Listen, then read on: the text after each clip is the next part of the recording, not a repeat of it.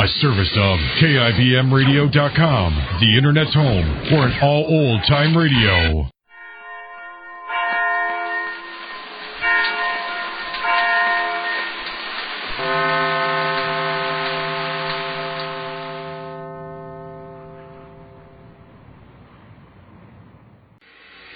A service of KIBMradio.com, the Internet's home for an all-old-time radio.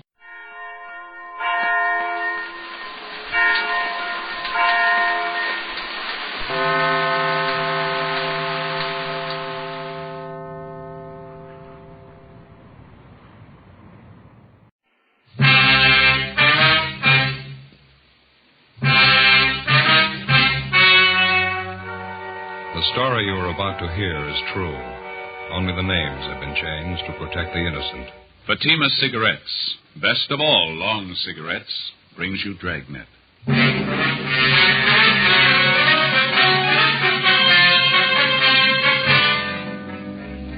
You're a detective sergeant. You're assigned to forgery detail. A United States Postal Inspector comes to your office. You've received the same complaints he has. Somebody is stealing mail in your city. Your job, help get him. Friends, compare Fatima with any other king-size cigarette. You'll find a world of difference. Yes, in Fatima, the difference is quality. Quality of tobaccos. The finest domestic and Turkish varieties. Extra mild, superbly blended. To give you a much different, much better flavor and aroma. Quality of manufacture. Smooth, round, perfect cigarettes. Rolled in the finest paper money can buy.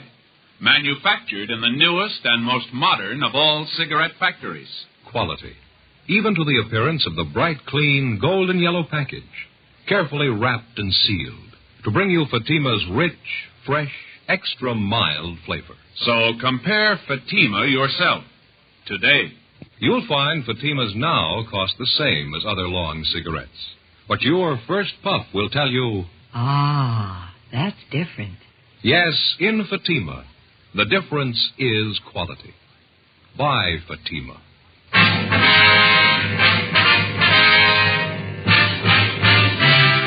Dragnet, the documented drama of an actual crime. For the next 30 minutes, in cooperation with the Los Angeles Police Department, you will travel step by step on the side of the law through an actual case transcribed from official police files. From beginning to end, from crime to punishment, Dragnet is the story of your police force in action. It was Monday, March 3rd. It was raining in Los Angeles. We were working the day watch out of forgery detail. My partner's Ben Romero. The boss is Captain Harry Elliott. My name's Friday. It was 7:45 a.m. when I got to room 29. Forgery detail. Morning, Joe. Hi, Ben. Sure coming down out there. Yeah? Look at this coat. It's soaking wet. Is that the same trench coat, that English one? Yeah. Ever since I had it cleaned, it seems to soak up the water a little more. Does it leak? Oh, no. It just seems to take on a little more water. Keeps me dry. Got something to show you, Joe. Yeah? Remember that old raincoat of mine used to leak up through the seams over the shoulders? Oh, yeah, sure. Take a look at this. What do you got there? Pretty neat, huh? Yeah, what is it? My new raincoat. Oh. Never know, would you? Small, compact, the whole thing's hardly any bigger than a pack of cigarettes. Not bad, huh? Yeah. Where'd you get it? Wife bought it for me. Amy says it's a regular full-size raincoat, size 40 long. Amy says, so didn't you try it on? Oh, no, you know how they make something like this. It's made out of plastic. Size isn't too important. Mm-hmm. Just a plain coat. Slips right on over your suit, just like any other raincoat. I know it'll fit. You haven't worn it yet, huh? No, it hadn't started to rain when I left home. Mm-hmm. Could I see that? Sure. Real compact, isn't it? Now, something like this is really practical. Yeah, huh? Little packages like that you carry it around with you all the time. Never take up any room at all. Yeah. What's it look like? Just like that little pouch there. Same stuff. It's transparent, you know, regular plastic. Well, could we look at it inside? Okay, let's see. Well, here, you better do it. Yeah, okay. Well, you just unzip it here. Mm-hmm. Sure is compact, isn't it? Yeah. There we go. Look there, Joe. All folded up nice and neat. Yeah. Sure is lightweight, too. Plastic's great, isn't it? Fine, yeah. There we go. Full-size raincoat. See there? Fits fine. Never know a full-size coat would go in a thing like that little pouch there, would you? It's no bigger than a tobacco pouch. Yeah, that's pretty good. You ought to try it on, Joe. Never know you had anything on. Sure is light tonight. Yeah, I can see. Now we just put it back in the pouch till I'm ready for it. Let's see now. Collar goes up. One folds in like this. No, that isn't right. Goes this way. Let's put it down on the table. That'll be better. Yeah, that's better. Now, here we go. Now we fold the arms in here. Now the bottom part comes up this way. Now we fold it over and again. Easy, isn't it? Just follow the crease marks and you're home, Joe. Yeah. Now, if you'll hand me that little pouch, Joe. Oh, yeah. Here you go. Oh, thank you. Now, I guess that's too big. Well, we'll make one more fold, okay? Yeah. Well, it's small enough this way, but it's too fat, isn't it? You better watch it there. You're going to tear that little sack. That's funny. I folded right over the old creases there. Too fat, isn't it? Yeah. Well, couldn't you just carry it in your pocket like that without the pouch? Sure, that's it. I'll slip it in my coat pocket. No, that won't do, Joe. It bulges right out. It's kind of springy. It jumps out, just like a piece of pongee silk. Yeah, it seems to. Well, it's still lightweight and easy to handle. Sure. Plenty easy to carry just like that, anyway. Yeah. Well-made little pouch there. Seems a shame not to be able to use it. You smoke a pipe? No, you know that. Just cigarette. Yeah, I'll find some use for it.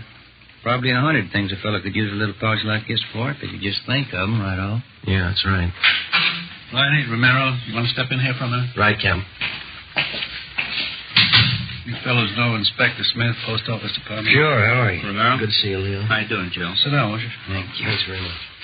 Inspector Smith's over here on that mail thief case that we've been working on. Oh, yeah. Did you receive those reports we sent over to you yesterday?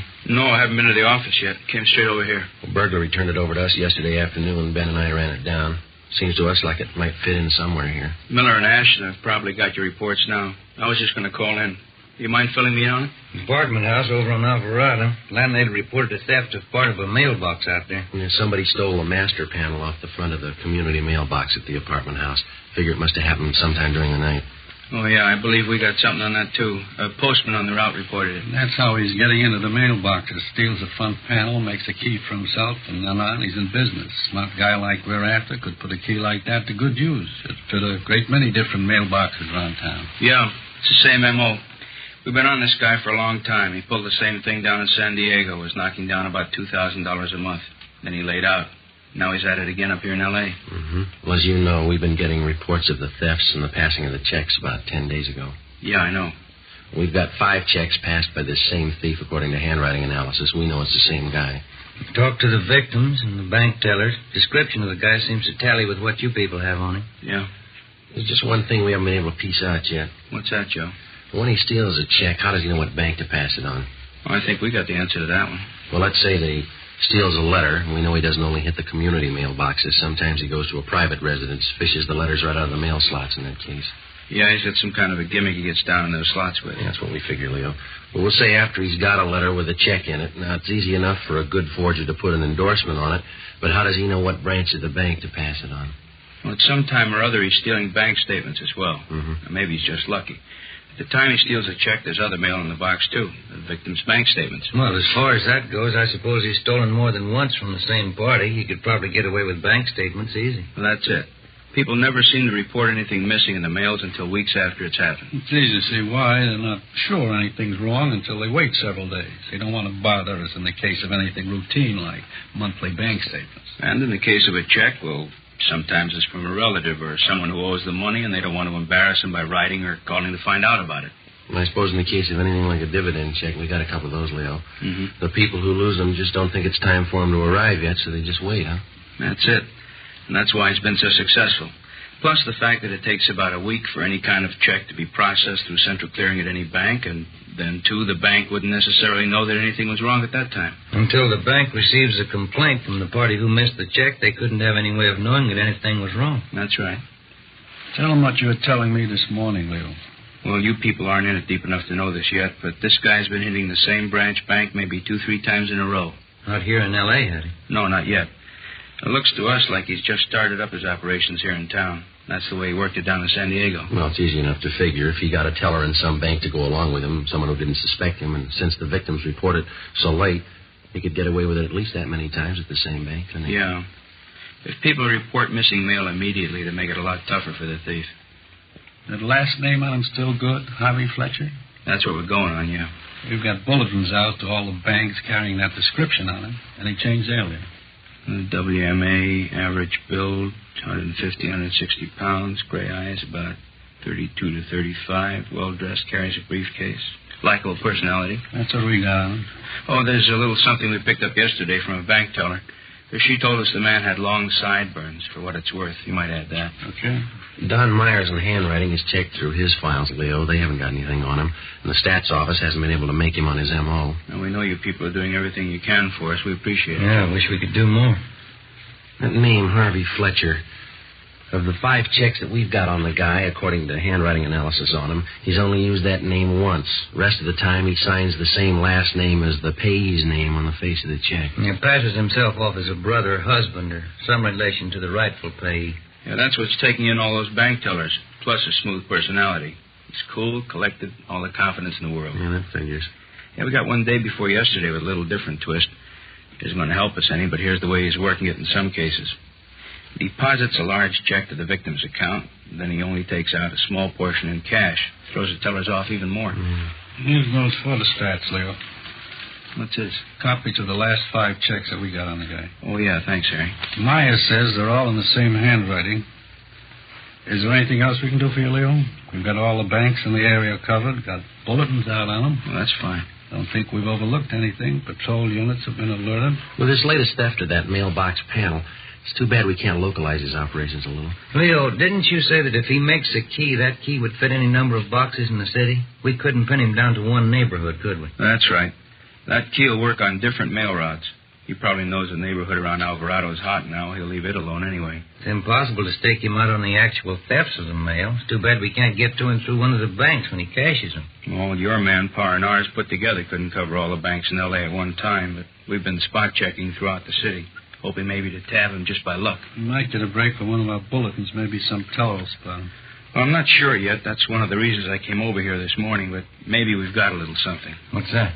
Well, a bank out in Westwood phoned us yesterday. The teller thought she recognized the guy from his description. Didn't dawn on her till after the guy had left her window. She rushed out in time to get the license number of his car. Well, maybe it's a break, huh? Yeah, it looks pretty good. The check was drawn on the account of a William E. Scott. And that's the number 2 victim here in L.A. Yeah, that's right. You've got the photostat of his checks right there. Yeah, I know. Well, everything seems to fit. This check he passed yesterday out in Westwood was probably stolen at the same time as the first one, or at least it came from this Scott's mailbox. That we know. Well, didn't this William Scott report the theft of 2 checks? I know he didn't to us. Maybe he did to you. No, he didn't. Said he couldn't be sure. He gets quite a few checks through the mail. Owns a lot of stock, gets dividends. Yeah, probably doesn't know when they come each month. Yeah, that's right. He didn't miss the first one until it was way overdue. Might even be others missing. He doesn't know for sure yet. Well, anyway, he's positive on this latest one out in Westwood that the bank teller caught, huh? Sure. As soon as the bank manager called him, he knew he hadn't authorized anybody to cash any of his checks. Does the M.O. seem to match? Well, that's what's got us going on it. Looks real good. Smooth operator. Deposited part of the money, took the balance in cash. The major switch in his operation was the fact that he didn't go to the victim's regular bank as he did on that first check. That sounds good, doesn't it? And we kind of think so.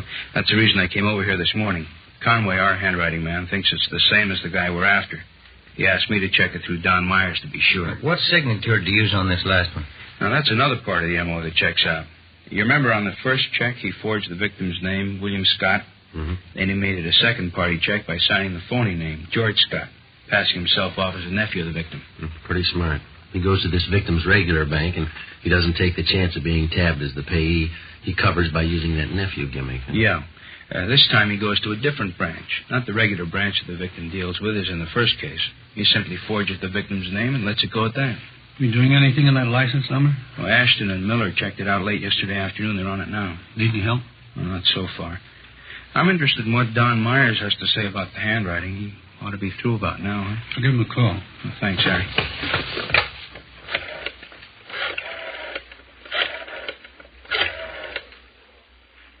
Oh, Don? Who's this? This is Elliot. You know if Don's checked that stuff through for Inspector Smith yet? Okay, thanks, Lon. No, that's all right. We'll get them.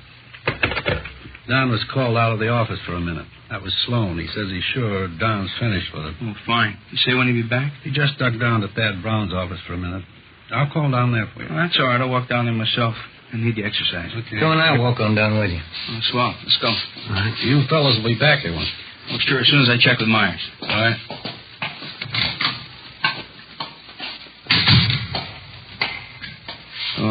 Which way is it from here? This hall looks the same from one end to the other to me. It's this way, Leo. Oh, okay.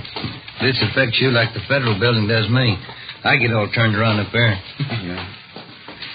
Well, those fellas down in San Diego had a rough go on this thing. Yeah, I was talking to McGuire and Ormsby down there just the other day. They said they were going around in circles on it. They broke a lot of ground for us. Checked out a lot of suspects, cleared them. Checked out all that stuff that Brereton from CII sent down. Yeah. You know how thorough that guy is. It figures they've done a lot of legwork. Friday, you say you just talked to him down there? Yeah, that's right, Leo. Well, then you know about all those bulletins they got on the guy. Description, exemplars of his handwriting. Mm-hmm. Sent them to every police department in the United States. It's a big job. Mm-hmm. I'll go get Don. It's right in here. Thanks, Joe. Right. Don? Yeah, Joe. Leo Smith from the post office department's waiting to see you. Right, Joe. Just on my way back to the office. Fine. Hello, Don. Sorry, Leo. I had ducked out for a minute. Oh, that's all right.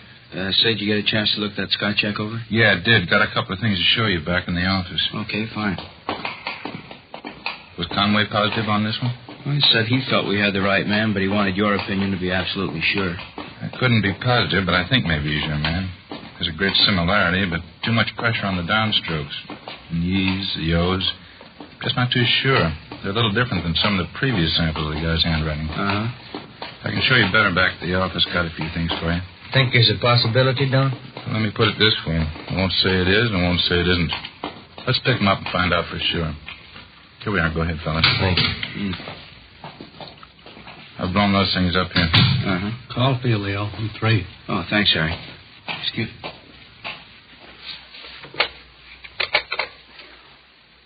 The Smith talking. You did? Uh-huh. We did. All right, look, why don't you bring him down a forgery detail here at the City Hall? We'll talk to him here. Right. Right, thanks. Well, looks like the end of the trail. That was Ashton. He and Miller picked him up. He's our man, admitted the forgery.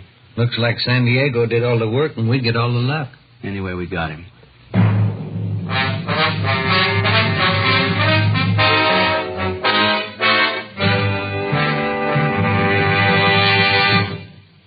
You are in the Scientific Investigation Division of a Metropolitan Police Department, the Ballistics Room.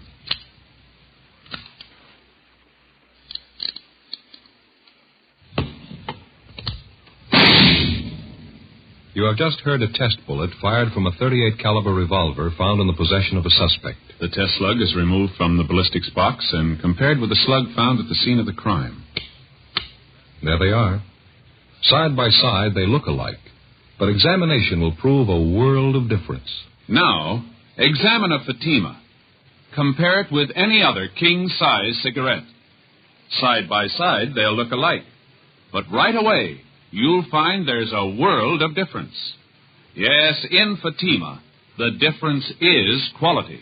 You see, Fatima is the quality king-size cigarette because it contains the finest domestic and Turkish tobaccos superbly blended. And Fatima is extra mild, with a much different, much better flavor and aroma than any other long cigarette. So compare Fatima yourself. Fatimas now cost the same as other long cigarettes, but your first puff will tell you... Ah, that's different. Yes, in Fatima, the difference is quality. Ask your dealer for Fatima, the quality king-size cigarette. Best of all long cigarettes. Start enjoying Fatima tomorrow.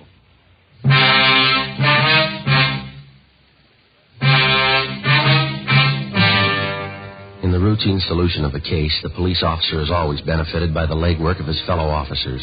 In this case, the men of the San Diego Police Department, in conjunction with the Post Office Department, had done most of the spade work, and the actual apprehension of the suspect appeared to be almost too easy on our end.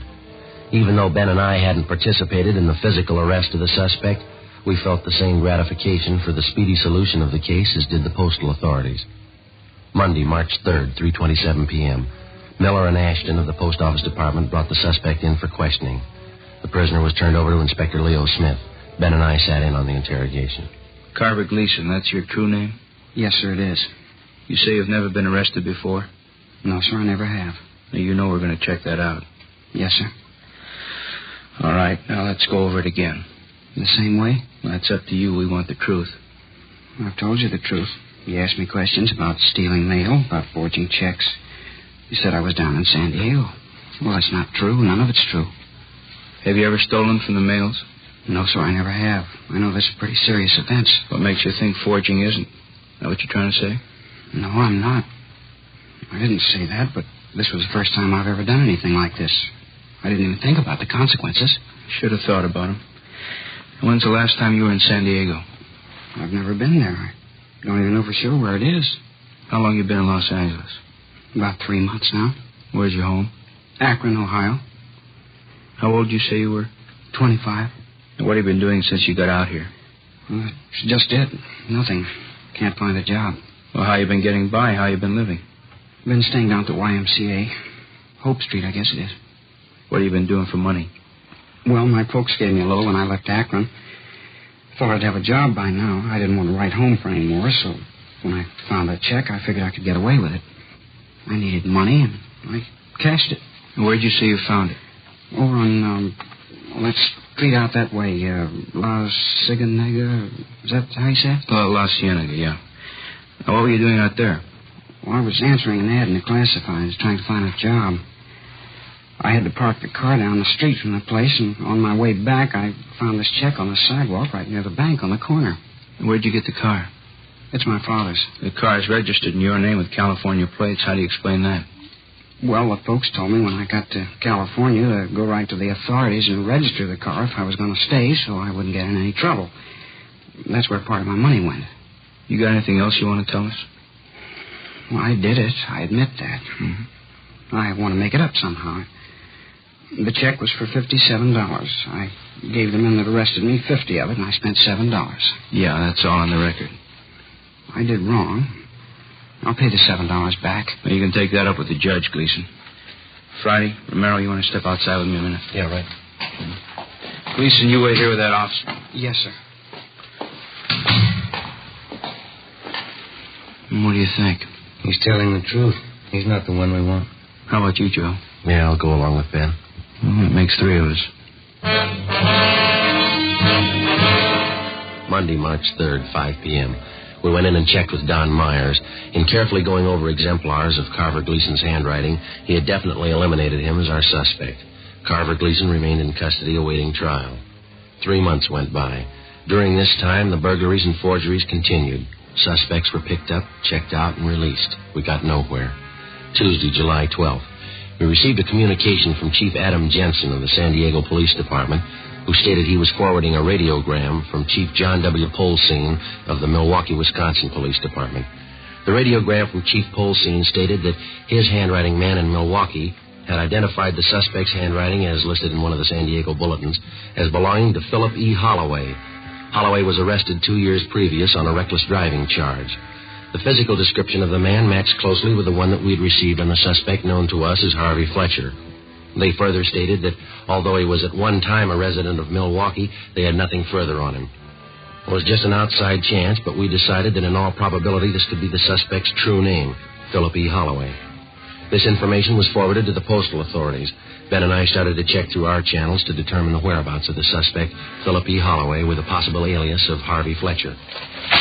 Yeah, that's it, Joe. Nothing in any of the phone books. Yeah. Covered everything I can think of. Our records, sheriff's records, nothing from CII, utility companies. Yeah, well, maybe Smith found something on him. We haven't got anything here. Think I'll give him a call, huh, Joe? Yeah, I'd like to know.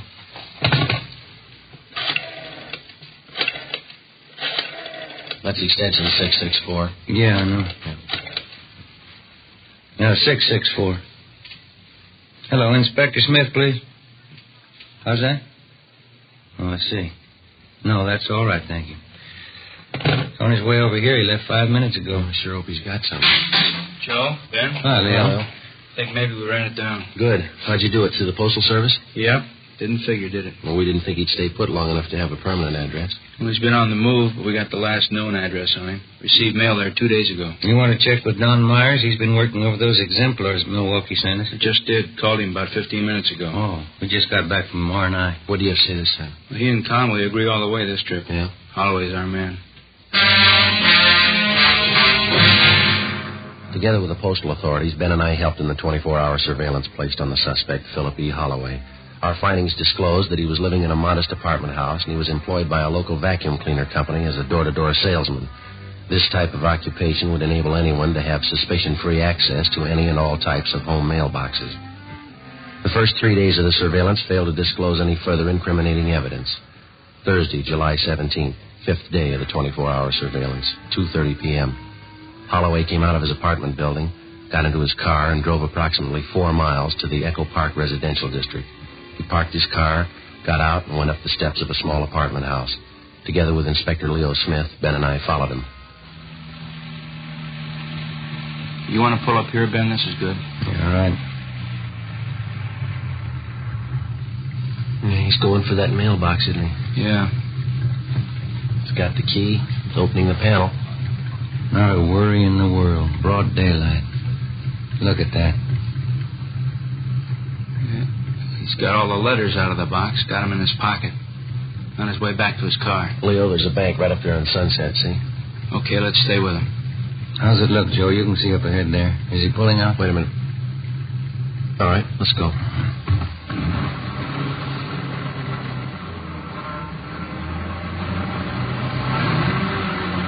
Better pull up here, huh? Now, look at that. Just like it was blueprinted. Going right in the bank. Come on. Yeah.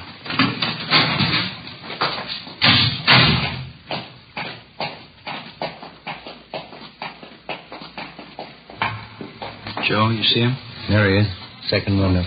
Let's get in line right behind him. All right. Yes, sir. May I help you? Yes, I wonder if you can cash a check for me? Yes, sir. Would you endorse it, please?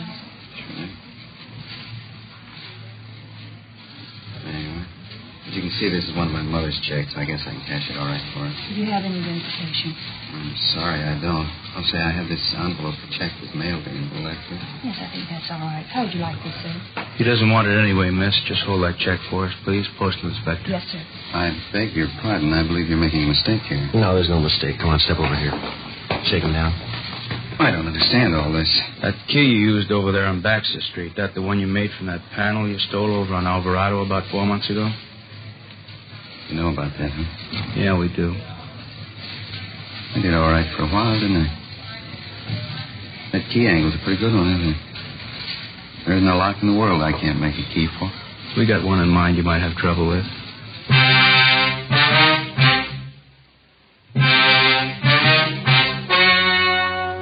The story you have just heard was true. Only the names were changed to protect the innocent. On October 15th, trial was held in the United States District Court, State of California. In a moment, the results of that trial. And now, here is our star, Jack Webb. Thank you. Friends, all of us on Dragnet are convinced that Fatima is the best of all long cigarettes. We think you'll like them as much as we do. But the only way you can tell is to buy a pack of Fatimas and compare them with any other king-size cigarette. Now, side by side, they'll look alike, but in Fatima, the difference is quality. Quality that gives you extra mildness, a much better flavor and aroma. Compare Fatima. You'll agree, Fatima is the best of all long cigarettes.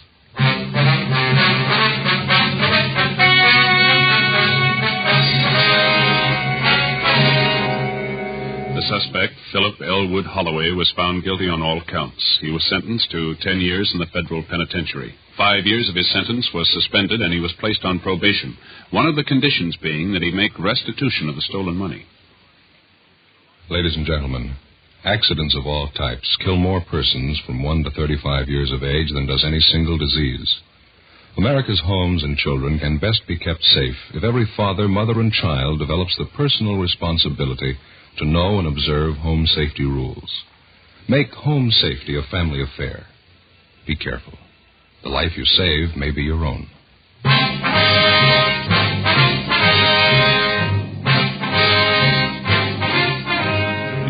Imposter, Dragnet, a series of authentic cases from official files. Technical advice comes from the Office of Chief of Police W.H. Parker, Los Angeles Police Department. Fatima Cigarettes, best of all long cigarettes, has brought you Dragnet, portions transcribed from Los Angeles. Stay tuned for Counter Spy, next over most NBC stations.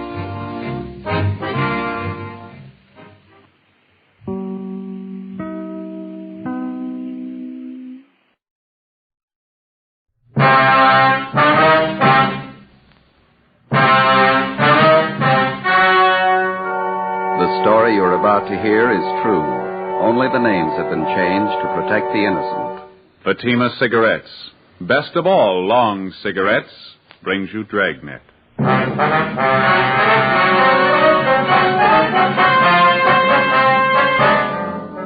You're a detective sergeant. You're assigned to narcotics detail.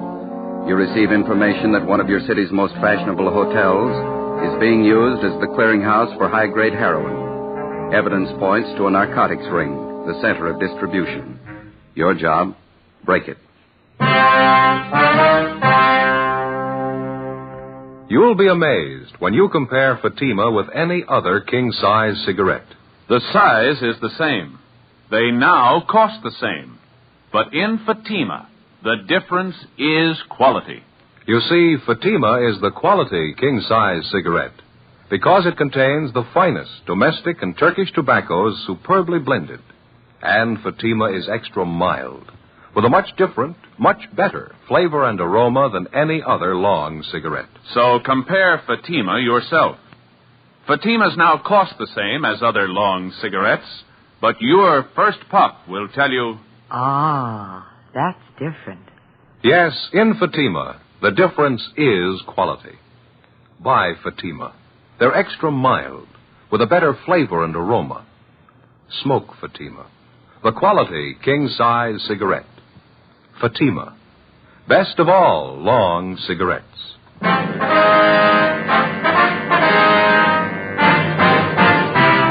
Dragnet, the documented drama of an actual crime. For the next 30 minutes, in cooperation with the Los Angeles Police Department, you will travel step by step on the side of the law through an actual case transcribed from official police files. From beginning to end, from crime to punishment, Dragnet is the story of your police force in action.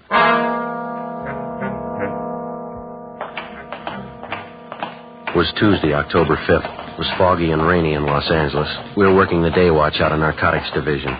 My partner's Ben Romero. The boss is Captain Kearney. My name's Friday. It was 8:47 a.m. when we got to 401 North Avenue 19, the main jail, felony section.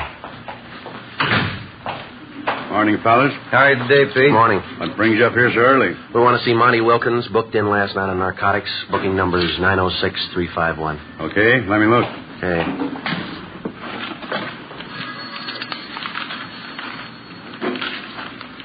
Here it is. He's in 103. Thank you, Pete. I'll put it in the book here, Joe. Okay. Here's my gun. You want to check it with yours? Yeah, right. I'll put him away. Okay, Pete.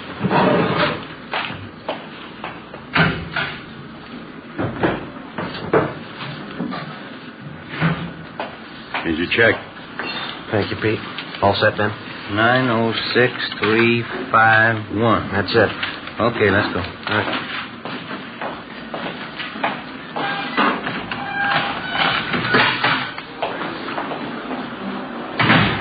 Hi.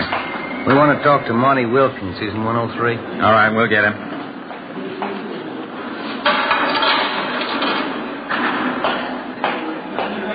Monty Wilkins, 103 for interview.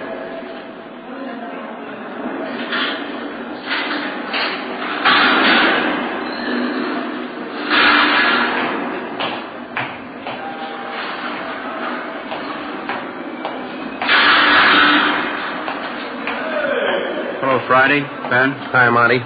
Better move out of the way there. He wants to lock that door, Monty. Oh, yeah.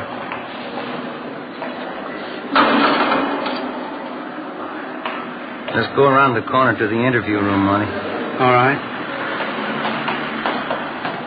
Man, this is awful. What's the matter? Don't you feel good? I feel awful. Pretty sick. You look bad. I'll get the light. Okay, Ben.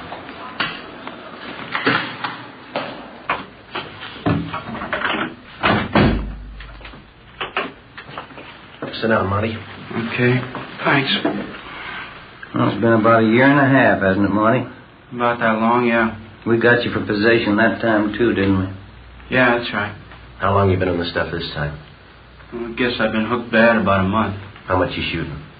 Oh, about 2 caps a day.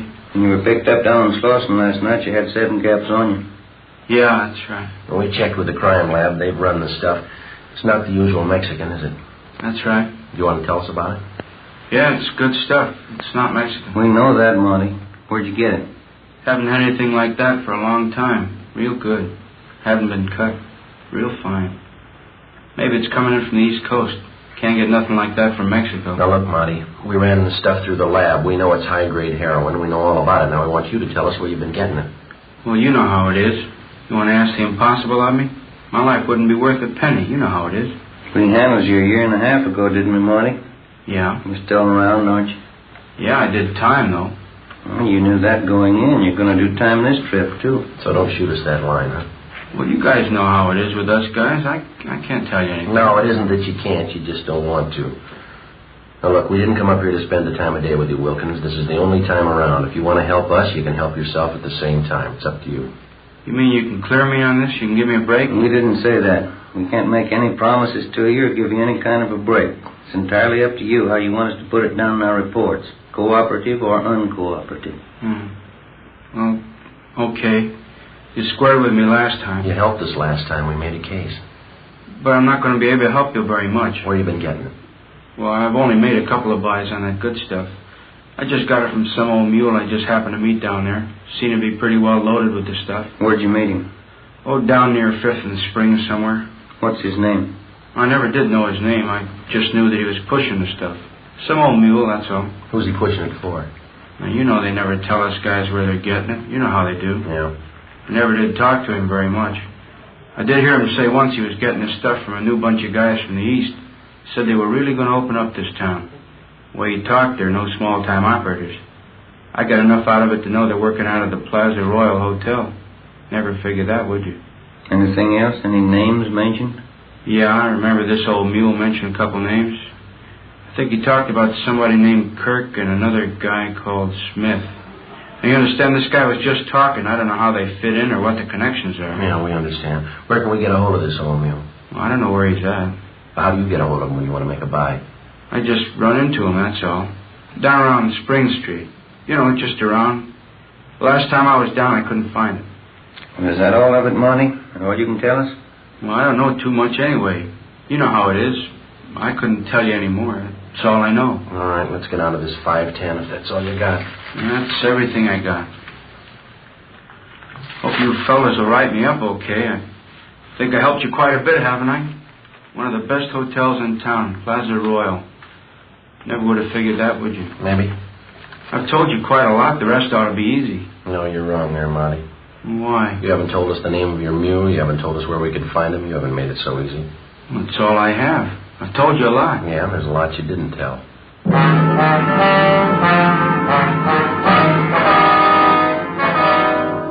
We continued our interrogation of Monty Wilkins. He refused to divulge any further information. What he had told us, together with information already compiled, seemed to check out. For the past 7 months, we'd been trying to localize the operations of what had come to be regarded as a well-running distribution center for high-grade heroin. We knew of the existence of this distribution point through the various users that had been picked up almost daily. These users would have in their possession quantities of high-grade narcotics. Unlike the cheaper, lower-grade quality common in the southwest part of the country, this type of heroin was more common to the eastern section of the United States. We had believed the local distribution point to be somewhere in our metropolitan downtown area. The information gained from Monty Wilkins had strengthened this theory. 10:25 a.m., we met with Francis Kearney, captain of the Narcotics Division. Plaza Royal Hotel, what do you think? Well, we've figured what we were looking for could be in that area, but we've never put our finger on that hotel. How do you figure on working it? Well, driving back from the jail, Ben and I were just kicking it around. Skipper, what do you think about putting a man in that hotel? Anything's a great deal better than we're doing now, but I don't know. Well, I'd like to give it a try. You sure like a crack at it, Skipper? You know how I feel about these kind of assignments. One man working inside, one outside. Brings the element of danger up kind of high. Well, we know it's not going to be easy, but it looks like a good bet. Sometimes these things are, sometimes they're not. You know what kind of a bunch they gotta be. Been running their racket just about as smooth as it can be run. You know the kind of a risk a man would have to take if he tried to make contact with any of them. Well, we think it's about the quickest way to get to them. Well, maybe it might be worth it. You got any ideas how you'd like to work it? There's just one thing. We haven't come to any decision who's going in and who isn't. Well, I think I ought to be the one to work it from the inside of the hotel with Ben working outside as a contact. I don't know why we can't just turn that around. Last time you had the rough end. Joe, you just got back from your vacation about 3 weeks ago, didn't you? Yeah, that's right. Didn't you stay down in Arizona? Phoenix, wasn't it? Yeah. You know the town very well?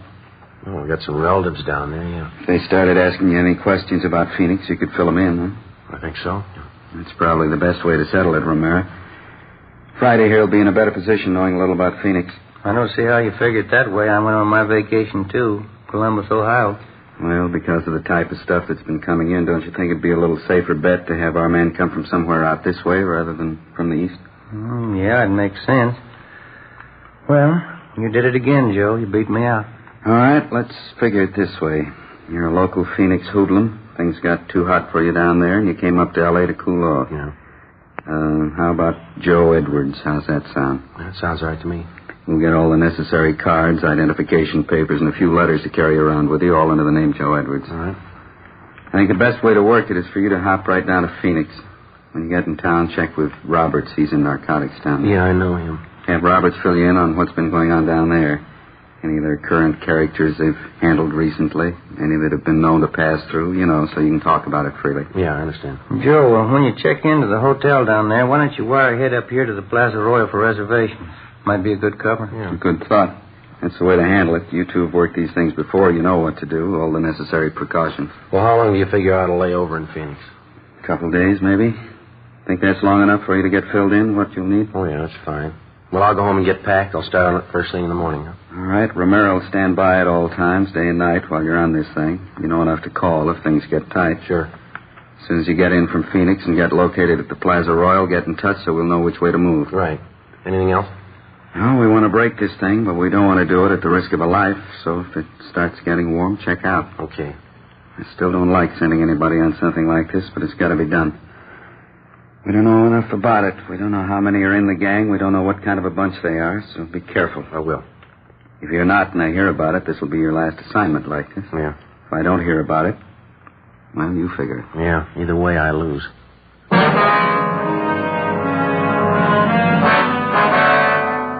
I went over to the photo room at the crime lab and picked up the identification papers that had been made out in the name of Joe Edwards.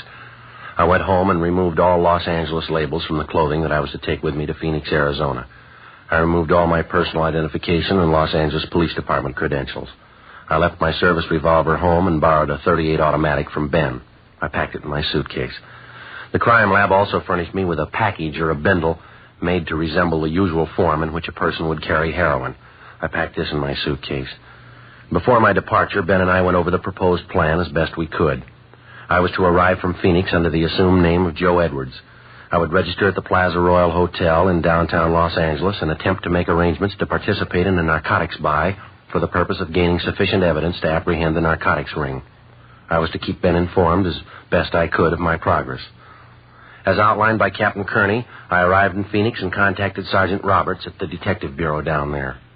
He furnished me with all the necessary information and assisted me in acquiring local Phoenix clothing store labels to have sewn in my clothing.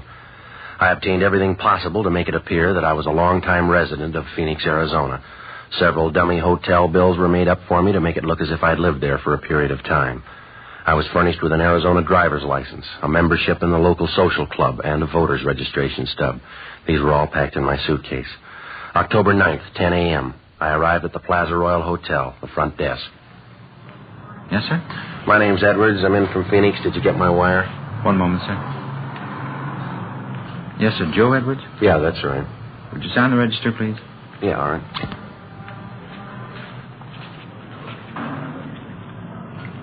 Thank you.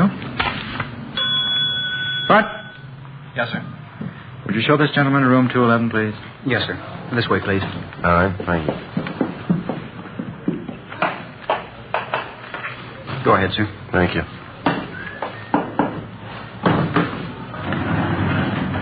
2, please. Not very nice weather to arrive in Los Angeles, is it, sir? No, not too good. I see by the stickers on your bag you've been through Arizona. Yeah, that's right. Must be nice weather down there, huh? Yeah, that's all right. This way, sir. Thank you.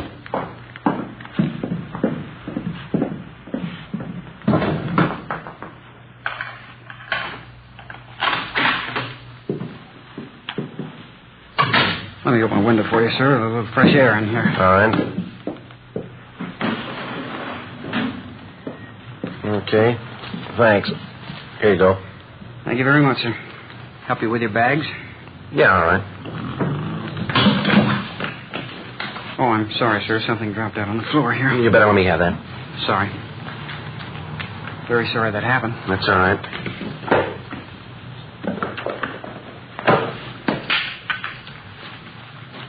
Mr. Edwards, while you're in town here, if there's anything I can do for you, don't hesitate to let me know. Yeah, okay. I couldn't help but notice that little package there that I dropped. Yeah. Well, like I say, I know my way around here in this town. If you need anything, anything at all, sir. I'll tell you what. Now, here's $5. You never saw anything fall out of my bag there, right? Anything you say, sir. Okay. Thanks a lot. See you later, huh? Yes, sir. Anything else, sir? No, that'll be all. You remember what I told you, sir? Yeah, I was just going to say the same thing to you.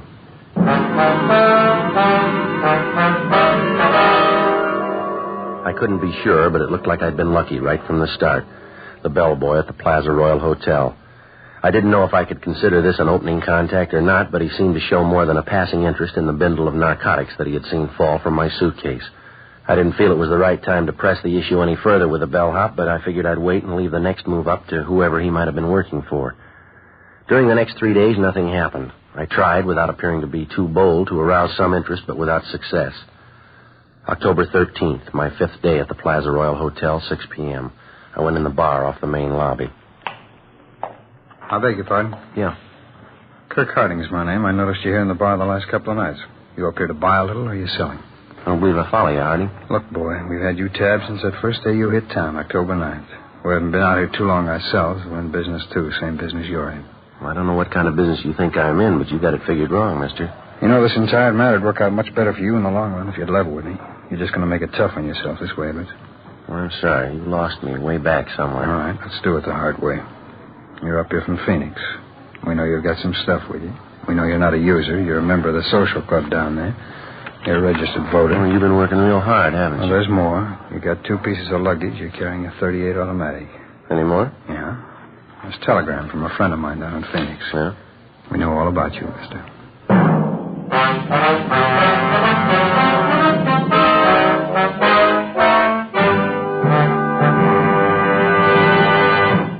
You are listening to Dragnet, authentic cases from official police files.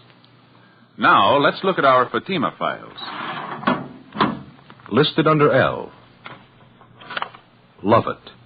Vice Admiral Leland P. Lovett, United States Navy retired.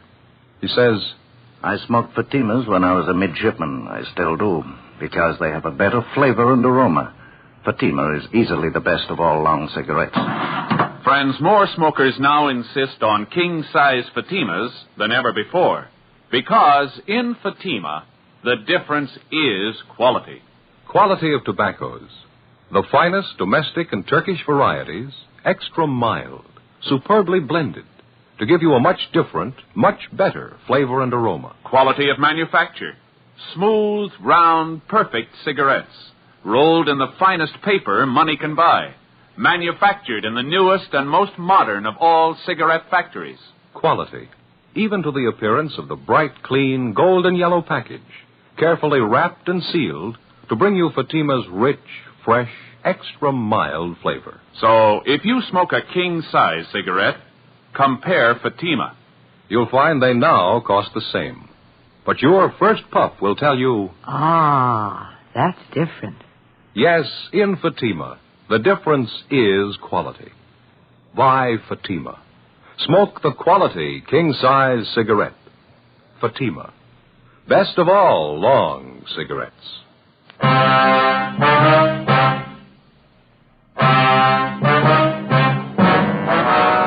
It was a tight moment as Kirk Harding fingered the telegram in the bar of the Plaza Royal Hotel. I'd spent many hours in consultation with Sergeant Roberts in Phoenix, Arizona before undertaking this assignment. I felt sure that we hadn't overlooked anything that might lead to my true identity.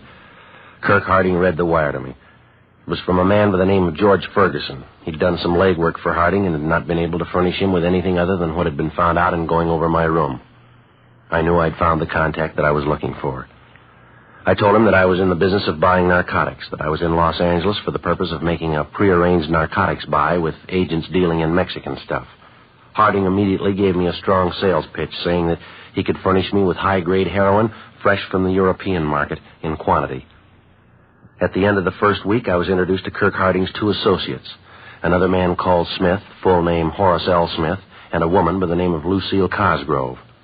Ben had been unable to find records on any of the three. For the next 3 weeks, we became more friendly. We went places together, spent a great deal of time together. Monday, November 15th. Well, we've had a lot of fun the last few weeks, haven't we? There's no doubt about that, but I got to be getting back to Phoenix. Well, now, don't get eager, Joe. You know how cagey you were. You made us wait. Preliminaries are over. This is a big buy for you or anybody else. Yeah, I know all that, but when? Just be patient. You'll have something to really set yourself up with down there. Okay. Oh, excuse me, Joe. Yeah, go ahead. Oh, hi, Lucille. Hi. Hi, Smith. Hello, Joe. Hi, Lucille. What's the matter, Smith? Don't you feel good? I don't know. It's hotel food, I guess. I think I got an ulcer. My stomach's sore all the time. Oh, that's too bad. I don't know what it could be. Baking soda don't do any good anymore. How about a drink? Joe? Yeah, fine with me. Lucille, you want to get some ice out of the kitchen, please? Sure. Skip me. Smith, you ought to go see a doctor. You don't know for sure what's wrong with you. You might make it worse. If I don't know what it is, how could a doctor? I don't know. It works for everybody else. Might for you. Hey, I can't get this ice tray out. Joe, would you give me a hand, please? Yeah, sure. Okay, which one here? I got the ice. Keep working on that other tray there. It's something to tell you. Okay. Listen, Joe, the big buy's tonight. You sure? Yeah. How about it, you two? You need any help? No, that's all right, Kirk. It's coming along fine. Joe, as soon as you show your money tonight, they're going to kill you. How do you know? Look, we don't have time to go into it. I know. You won't have a chance. They're going to kill you. What are you doing? Waiting for him to freeze? Come on, how about the ice cream? Oh, they're right here, Kirk. I'm sorry. Let's go. Yeah. Okay, what do you want? Lucille? Joe? Coke high's all right. Yeah? I'll make mine bourbon, a little water. All right. Smith, you sure you don't want one? No, can't do it. Joe, before I mix them, I got something for you. Yeah? Smith tells me tonight's the night. Well, that's good, but why didn't you tell me a little ahead of time? I got a date for tonight. Well, I think you better break that one and keep this one, don't you? Well, yeah, I do, but just wish you'd have told me a little sooner. There's the phone. You can take care of it. Is it all right with you? You know as much about this business as we do. Go ahead and use it as long as we can hear you. Okay, fine. Just take a minute. Want to sit here, Joe? Oh, thanks, Smith. Yeah. Say, I wonder if you'd get my drink for me over there? Sure. She's probably going to be upset. I may need it, huh?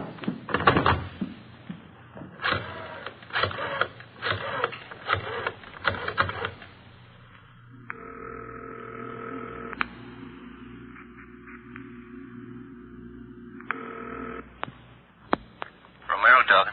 Hi, honey. This is Joe. Oh, yeah, Joe. I'm sorry I won't be able to make it tonight, dear. You can't talk, huh? That's right, dear. No, I just can't get out of it. I'll do the talking, Joe. Is it by tonight? Yeah, well, it just came up all of a sudden. Where do you know? No, darling, I can't tell you where I'm going. You couldn't go along anyway. Okay, we'll be with you 5 minutes from now all the way. Where are you now, at the hotel?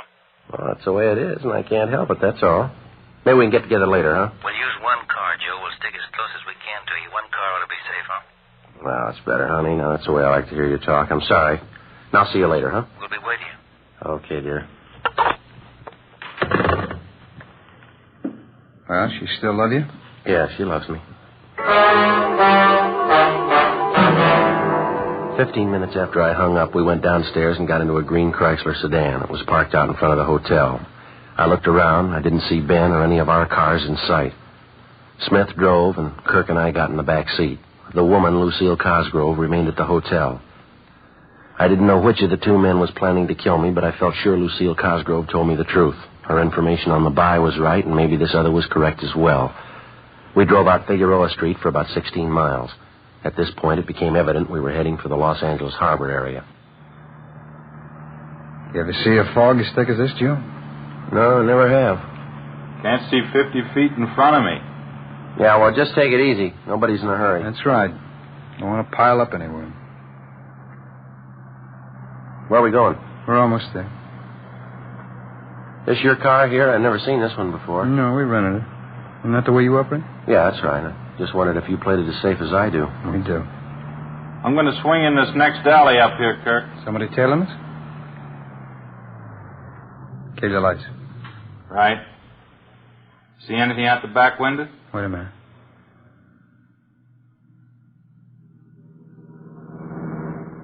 How'd they go? How'd it look? 2 guys in the front seat. Could have been somebody. What do you think, Joe? How'd it look to you? Well, whoever it was, we lost him anyway. Yeah. Well, okay, let's go.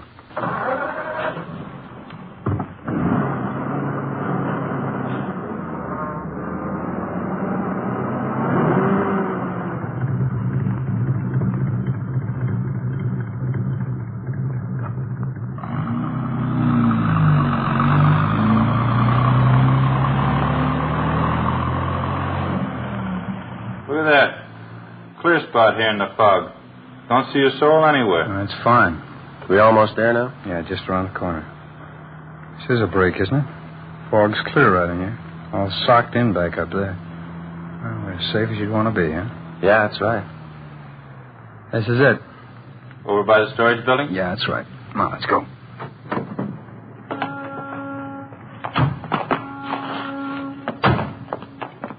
Over this way, Joe. What's over there in that building? We're not going inside, just over there in that alcove. All right, this is it, Joe. Let's see the money. Oh, wait till I see the stuff, huh? You don't trust anybody, do you? What are you trying to prove? Well, I didn't like what he said. You're not going to like what I got to say either. Freeze, mister. Drop it, you! Watch it, Ben!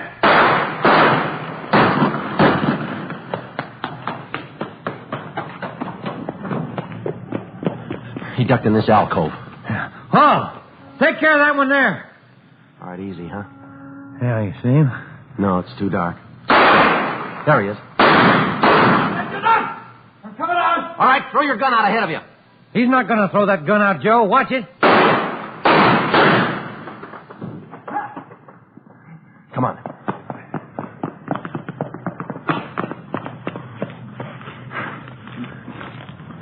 There's his gun. Yeah, I got it. You want to shake him down? Yeah. Come on. Yeah. On your feet. Where'd you get hit? My shoulder. Let me see. You're all right. Just grazed you. You're a cop, aren't you? Yeah, that's right. Now, come on, let's go. Where's the stuff? On the back seat in my car. Now, you tell me something. Why'd you slug Smith? I just wanted something I knew you'd never give me. What's that? An even chance.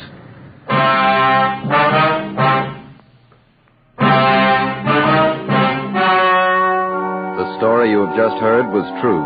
Only the names were changed to protect the innocent. On January 4th, trial was held in Superior Court, Department 81, City and County of Los Angeles, State of California. In a moment, the results of that trial. And now, here is our star, Jack Webb. Thank you. Friends, let's compare Fatima with any other long cigarette. Now, Fatimas are the same length, 85 millimeters. Fatima has the same circumference, 1 1/64 inches around. And Fatima filters the smoke exactly the same long distance as other king-size cigarettes. But in Fatima, the difference is quality. You get extra mildness, a different, much better flavor and aroma. That's right. Fatima gives you all the advantages of extra length plus Fatima quality, which no other king-size cigarette has. Tomorrow, buy Fatima.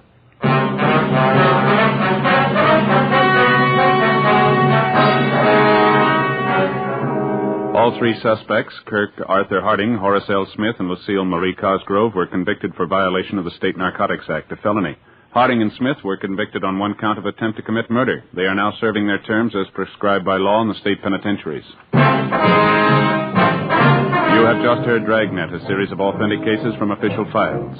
Technical advice comes from the Office of Chief of Police W.H. Parker, Los Angeles Police Department. Fatima Cigarettes, best of all long cigarettes, has brought you Dragnet portions transcribed from Los Angeles. Stay tuned for Counter Spy, next over most NBC stations.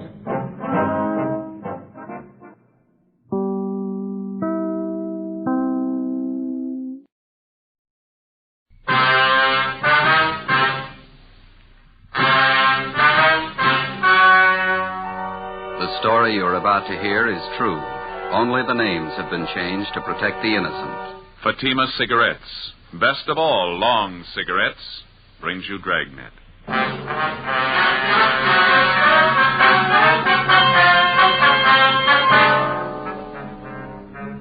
You're a detective sergeant. You're assigned to missing persons detail. A 10-year-old boy disappears from his home in a remote section of the city. 2 nights and 2 days pass. There's not a trace of the boy. Your job, find him.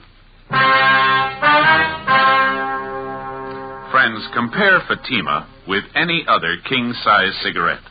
You'll find a world of difference. Yes, in Fatima, the difference is quality. Quality of tobaccos. The finest domestic and Turkish varieties. Extra mild, superbly blended. To give you a much different, much better flavor and aroma. Quality of manufacture. Smooth, round, perfect cigarettes. Rolled in the finest paper money can buy. Manufactured in the newest and most modern of all cigarette factories. Quality. Even to the appearance of the bright, clean, gold and yellow package. Carefully wrapped and sealed to bring you Fatima's rich, fresh, extra mild flavor. So compare Fatima yourself today. You'll find Fatima's now cost the same as other long cigarettes, but your first puff will tell you, Ah, that's different. yes, in Fatima, the difference is quality. Buy Fatima.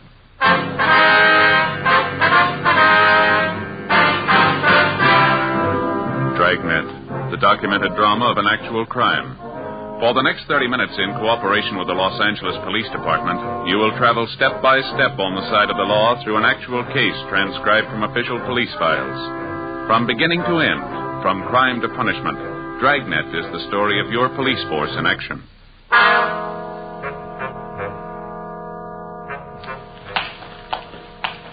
It was Wednesday, August 4th. It was hot in Los Angeles. We were working the day watch out of Juvenile Bureau. My partner's Ben Romero. The boss is Inspector Bowling. My name's Friday. We were on the way out from the office, and it was 2:25 p.m. when we got to Bowers Avenue, number 1218. Yes. Police officers, ma'am, would like to see Mr. Sherman. Oh, certainly. Officers, won't you come in? Thank you very much. I'm Mrs. Keller from next door. I saw you around here yesterday. Yes, ma'am. Came over this morning to look after poor Mr. Sherman. Yes, ma'am. Well, how's he feeling today? Not too well. Fixed him some nice chicken broth for lunch, and then I helped him in his wheelchair and took him out in the backyard out in the sun. Good hot sun. It's wonderful for his legs. He has arthritis, you know. Yes, so we understand. Wonder if we could talk to him, Miss Keller. Well, yes, I guess you have to. He's still out in the back sleeping in his chair last time I looked. Seemed ashamed to disturb him. Well, he called us at the office, said he wanted to see us as soon as we could make it out here. Was it about his grandson, Jimmy? They found him yet? No, ma'am. Searching party's combing the area. There's still no trace of the boy. Did any of the other officers who were out here covering the neighborhood talk to you, Miss Keller? Oh, yes. There was Mr. Lorman, Detective Lorman. Yes, ma'am. I told him everything I knew about Jimmy's disappearance. It was right after dinner hour on Monday. It's about 6:30 last time I saw Jimmy. I see. I came out the side door to empty the garbage, and I saw Jimmy hiking up the side of the hill there, just in back of the house, all by himself. A nice boy. As far as you know, Mrs. Keller, Jimmy is Mr. Sherman's only living relative. That's right. His only relative, his only grandchild. Mm-hmm. Jimmy's mother and father were killed in an auto wreck. That was 3 or 4 years ago. Sherman's had a terrible auto tragedy. Jimmy and his grandfather, they're the only ones left. You can't think of any reason why the boy would want to leave his grandfather, can you? None at all. Mr. Sherman's a wonderful man. Jimmy loved him, I knew that. Mm-hmm. Mrs. Keller! Mrs. Keller! Oh, that's Mr. Sherman. He's awake. We can go through the house out the back here. All right, ma'am. This way. Thank you. Go ahead, ma'am. Yeah, okay.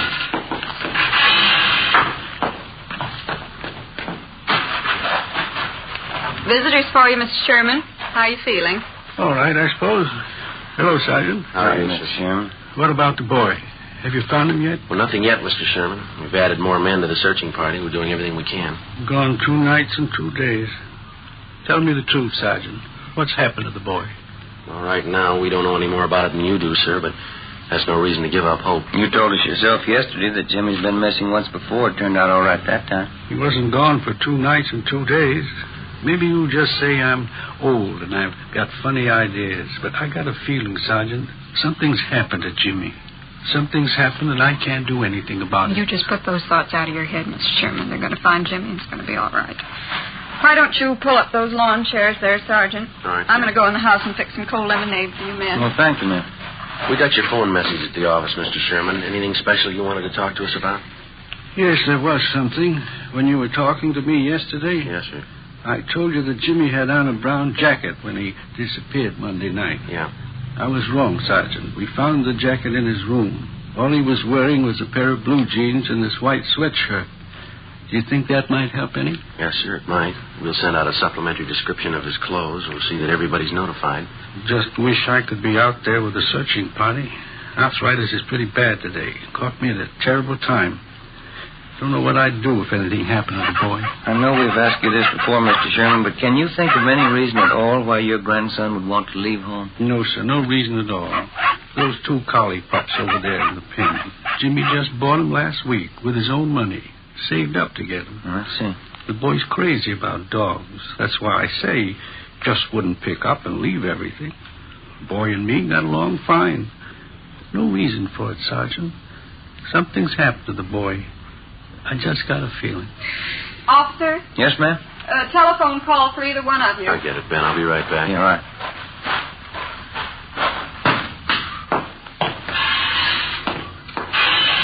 The man said it was your office calling. Thank you, Miss Keller. Where's the phone? Telephone straight back there in the hall. Thank you very much. Friday talking. This is Bowling, Joe. Just heard from the search party up in the hills. Oh, did they find something? Yeah, in the Elysian Park area by the upper reservoir. Uh-huh. Found a pair of kids' trousers right by the edge of the water. What kind of trousers? Blue jeans, nothing in the pockets. They'll start dragging for a body as soon as they get the equipment. Check it out with the grandfather, huh? See if the boy was in the habit of hiking up there around the reservoir. Right. We'll call in just before we leave here. Right, Joe. Right, bye.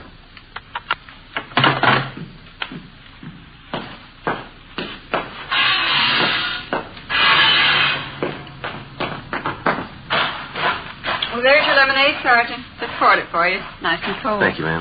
What was it, Sergeant? Something about the boy? Well, nothing definite, no, sir. Just a report on the search party. They're still up in the Elysian Park area. Oh, I see. Did your grandson Jimmy do much hiking in that neighborhood up there, Mr. Sherman? Yes, I think he did. Likes to hike up there around the reservoir. Why? The name on the 316 report, missing juvenile, read James Philip Sherman, WMA, 10 years old. He lived with his 68-year-old grandfather, Oscar Sherman, in a small cottage in a sparsely populated section of the city. Shortly after 6 p.m. on Monday, the boy went outside to play.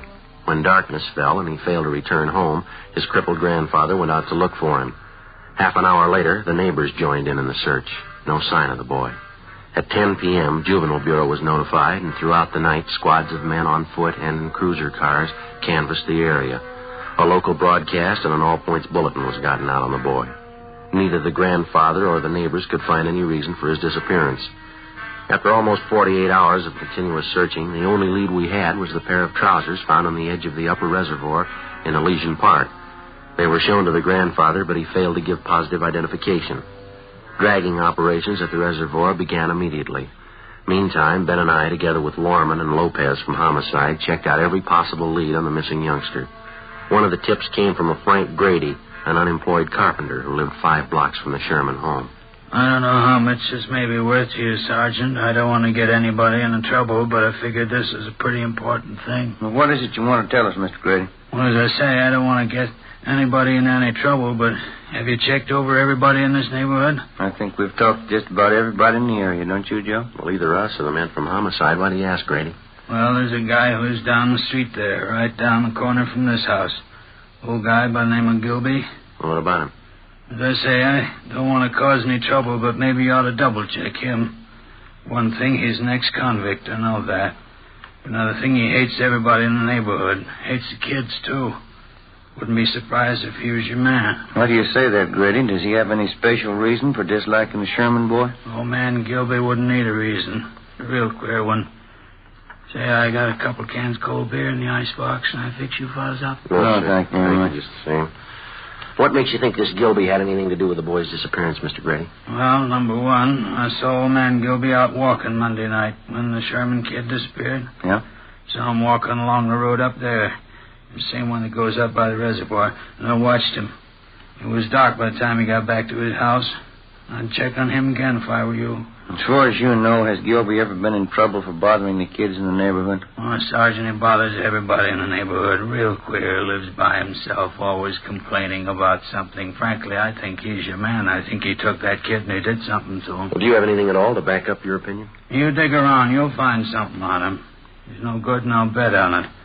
I've had a couple of run-ins with him myself. He just isn't any good, that's all. Well, all right, Grady. Thanks for the tip. We'll be sure and double-check on the man. You won't tell him where you got the tip, though, huh?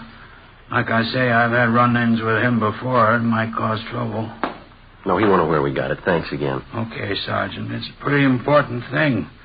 I didn't want to make anybody look bad, but the old man's just no good. Now, you understand that, don't you? Sure, Grady. We understand. As a matter of routine, we double-checked on Grady's neighbor, Mr. Harold Gilby. We found out that he had no jail record and that he had been at work on Monday from 3 to 11 p.m. He could have had no direct connection with the Sherman boy's disappearance, no more than Grady himself could have had. The so-called tip he'd offered us was like 100 other phony leads in 100 other cases. Spiteful, small-minded neighbors trying to use a tragic situation to work out their jealousies and prejudice on somebody that they didn't get along with in the neighborhood. The search continued. So did the hot weather. Friday, August 6th. No sign of the missing boy. The temperature climbed into the mid-90s. Dragging operations at the reservoir went on. Saturday, August 7th. More legwork. More hot weather. By noontime, Ben and I had run down the last lead we had on 10-year-old Jimmy Sherman. Went nowhere. 1 p.m. We headed back for the office to check with Inspector Bowling. These are the days when I wish I had a little swimming pool in my backyard. It'll be nice to go home to. Yeah, well, save your money. No, it doesn't cost so much. No, I read in a magazine where a fellow built his own pool for $95.37. There can't be much of a pool, can it? Oh, yeah, it's good size. Of course, he did all his own labor. Had all his friends in to help out. He must have had a lot of friends, didn't he? Yeah, he did after he finished the pool. Friday, Ben? Hi. Oh, hi, Skipper. How'd you two make out? Anything? No luck at all. It makes it unanimous. Did you hear about the old man, the boy's grandfather? No, what happened? I guess the strain got too much for him. He collapsed. They're moving him to a hospital. Oh, that's too bad. Right. Our men still up there Dragnet Reservoir? Finished this morning. Nothing. Well, how about the search party? Nothing there either, I suppose. No, not a trace of the boy. It's a blind alley all the way around. How about the APB, the radiogram? Had 3 replies so far. None of them panned out. Here, grab it. Juvenile Bureau of Bowling. Yeah, Fred. No good, huh? Yeah, all right. Check you later. I heard it once. I heard it 50 times. No trace of the boy. Got me, Skipper. Something real weird about the whole thing. Well, now, look, we know he didn't just disappear into thin air. Kid's gone. There's a good reason for it. There's got to be an answer somewhere. That's right. You'll find it. Another week passed, and then a month. 2 months. We were no farther along than the day we started on the case. In November, we had a teletype from Chief Earl O'Clair of the Phoenix, Arizona Police Department. Reportedly, the Sherman boy had been seen in Phoenix. It was another false alarm. The Christmas holidays wore on into a new year. February came and went, then March, April. Tuesday, May 3rd, 1:40 p.m. Ben and I got a call to check in with Inspector Bowling. This telegram just came in from Dayton, Ohio. Have a look. Thank you. Let's see, Joe. What is it? Jimmy Sherman. They found him. 9 months had gone by, almost to the day, since the Sherman boy had disappeared. The grandfather was contacted immediately. When he was told his grandson had been found and that he was safe, the old man was unable to answer. He broke down and wept. In our communications with the Dayton, Ohio police, they told us that the boy had been found wandering along a highway just outside that city and that he'd appeared to be in a kind of a dazed condition. The boy told the Dayton officers that he'd been kidnapped a short distance from his home in Los Angeles by a man in a blue sedan. He gave them detailed descriptions of both the man and the car. He told them that for the past 9 months, the man had held him prisoner, driving from state to state, never letting the boy out of his sight. He said the kidnapper told him on several occasions that he was holding him for ransom and that he was waiting to get money from his grandfather. On May 8th, the youngster was returned to Los Angeles and reunited with his grandfather. On May 10th, we got a call from the grandfather that he wanted to talk to us. Ben and I drove out to see him. Come right in, officers. Glad to see you. How are you, sir? Hi, Mr. Chairman. Sorry to cause you all this trouble chasing you out here like this. Not at all, sir. What is it that you want to see us about? Well, I'm not really sure about it, Sergeant. That's the whole thing of it. I don't know if it's me or what it is. Well, what's bothering you, Mr. Chairman? It's the boy, Jimmy. I don't know what to think. Well, how do you mean, sir? He's all right, isn't he? We saw him as we drove up, playing out in the backyard, and the doctor checked him over, didn't he? No, it's not that. The boy's healthy enough. Nothing wrong with him. Well, then what is it, sir? Maybe it sounds a little weird to you, but I'm just not sure. You're not sure of what? That boy out there, Sergeant. I'm not sure he's really my grandson.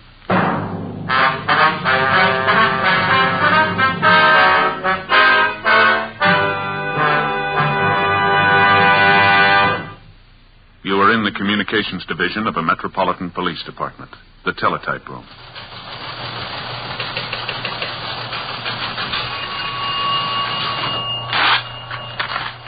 .43 LOS 52951, 12:03 p.m. APB, WMA 150, 5'6", dark hair, dark eyes, wearing gray suit, no hat. Suspect is wearing glasses. Heavy build, 22 years. Suspect is armed with blue steel revolver. Any information? Forward. You have just heard a teletype description of a suspect. This information will apply to many, but careful screening will eliminate all but one. You'll find the same is true when you examine king-size cigarettes. Careful screening will eliminate all but Fatima. Compare Fatima. Fatimas are the same length as any other king-size cigarette, 85 millimeters.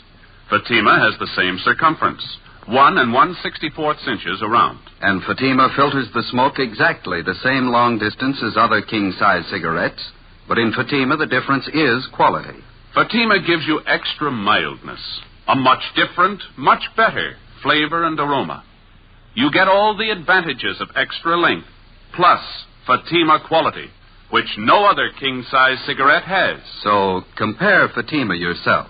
Your first puff will tell you... Ah, that's different. Yes, in Fatima, the difference is quality. Best of all, long cigarettes.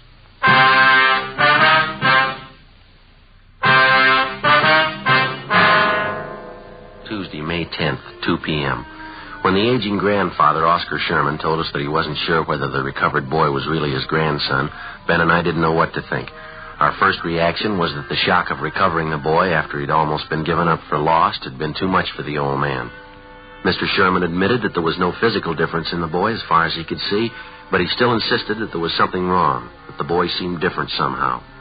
To satisfy the grandfather, Ben and I talked to the boy, but he failed to give us any reason to believe that he was not Jimmy Sherman. We checked with the boy's friends, all the people in the neighborhood who'd known Jimmy over a period of years. They confirmed our opinion. A few thought that the youngster had changed a little, but no one had any serious doubts about it. The boy was really Jimmy Sherman. So the matter was dropped. Thursday, May 12th. Ben and I had lunch, and then we checked back in at the office. Joe, want to grab that? Yeah, I'll get it.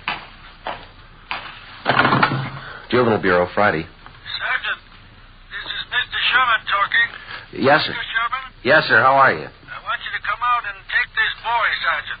He's not my grandson. I'm sure of it. Well, how do you mean, sir? This boy's got a scar on his side. He's had his appendix out. Yes, sir. My grandson never had an operation in his life.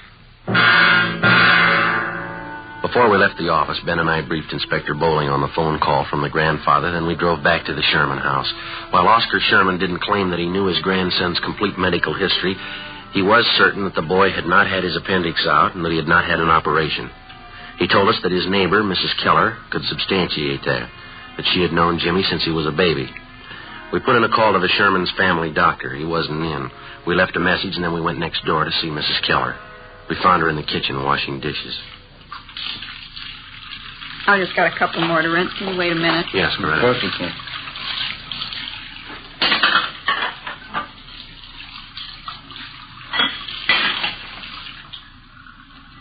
No, to tell you the truth, Sergeant, I just don't know what to think about Mr. Sherman. Maybe the whole thing was too much for him. His mind's going back on. Well, to your knowledge, Mrs. Keller, was the boy ever operated on? No, not as far as I know. Well, it's possible he did have an operation. I didn't hear about it. Sergeant, as far as I'm concerned, that boy's Jimmy Sherman. I don't know what his grandfather's up to with all that silly talk. Well, if it's not really the boy, we won't have too much trouble finding the truth. There's no question in my mind. Of course it's Jimmy. Why, when he was over here the other day, he talked about the party I gave for him one Halloween. He even remembered the children who were there. Mm-hmm. Are the other neighbors as sure about the boy as you are? Just about. Miss Foster down the street, Jimmy was in to see her yesterday. He talked about some changes she'd made in her living room, asked her about some relatives she has living out of town. Mm-hmm. Come to think about it, Jimmy even remarked on that new trailer rose I planted out in front. Besides, as the boy's dogs, why, they knew that youngster the minute he set foot in the yard. Yes, ma'am. Well, thank you very much, Mrs. Keller. If we have any more questions, we'll contact you. Is that all right? All right, Sergeant. Couldn't fix you a cup of coffee, could I? No, thank you. We'll take the time now. Poor old Mr. Sherman. I don't know what to make of it. He's so mixed up. Yes, ma'am. So are we. We left the neighbor, Mrs. Keller, and went back next door to the Sherman house. The grandfather told us that the family doctor hadn't returned our call yet.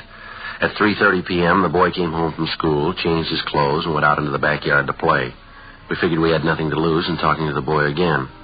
We found him in the small workshop at the rear of the garage where he was sawing on a piece of plywood with a hacksaw. We talked to him for about 20 minutes. It was no different than the first time we interviewed him. He was relaxed and talkative. Say, would you hand me that hammer there, officer? Oh, yeah. Here you go. Thanks. Boy, if I ever get this thing finished, it's going to be the best coaster around here. These are the wheels I'm going to put on it. Pretty good, aren't they? Yeah, they look fine, son. Do you like building things, coasters and things like that?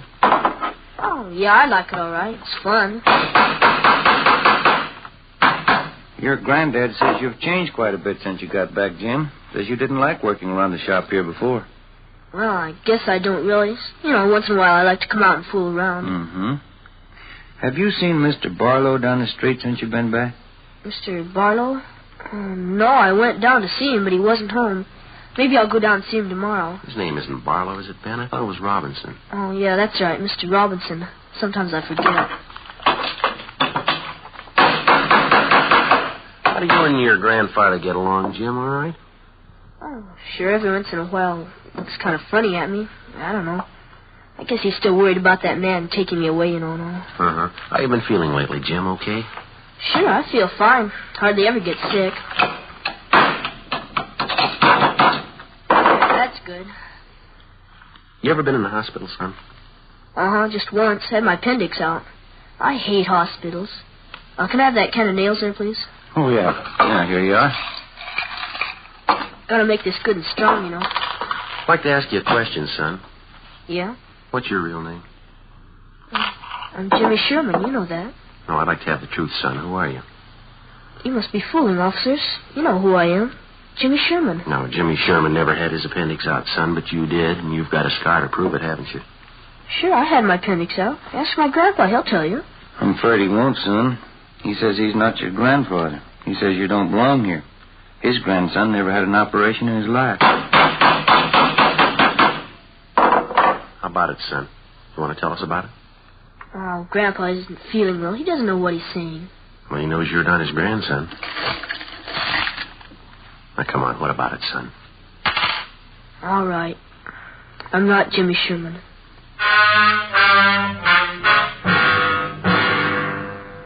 He told us his real name was Donald Rush.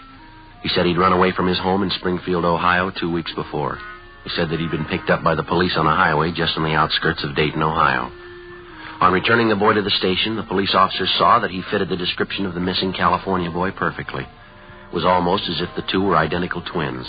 Under the impression that the youngster was suffering from shock or amnesia, the police officers told him all about his home and his friends in California.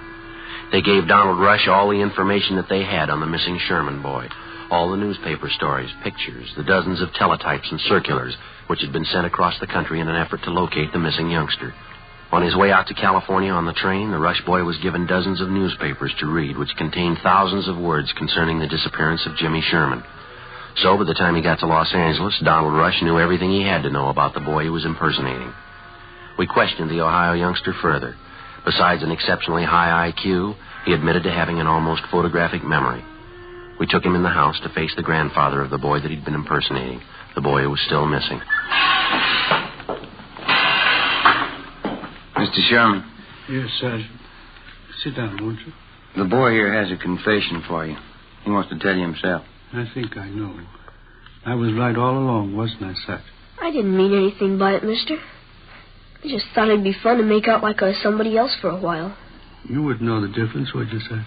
No, sir. I'm afraid I wouldn't. That picture over there on the mantel and the boy here, they look exactly alike to me.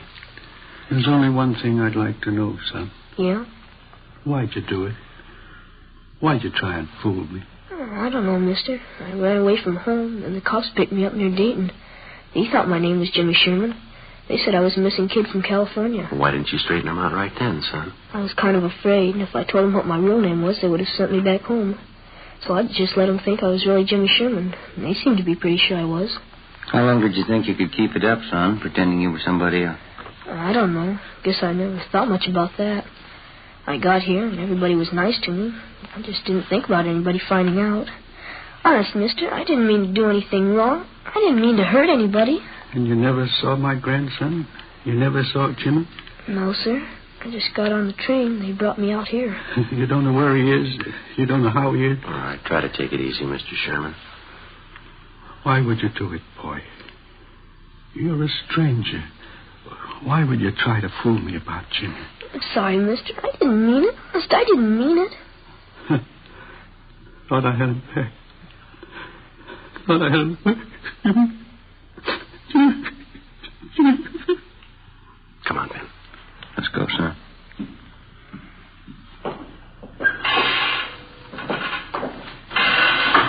I didn't want to make him cry like that, Sergeant. Honest, I'm sorry. Couldn't you just let me stay here with him? No, I'm afraid not, son.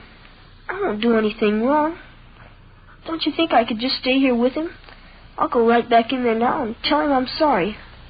Yeah, I'm sorry too, youngster, but you're not the boy he's looking for.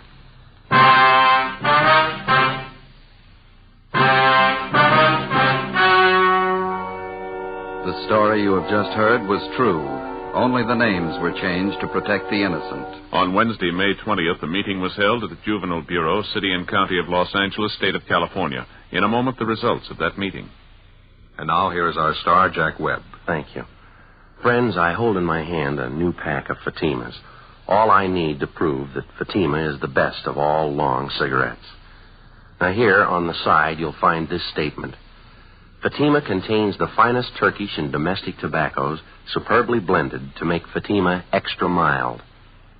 Fatima gives you all the advantages of extra length, plus Fatima quality, which no other king-size cigarette has.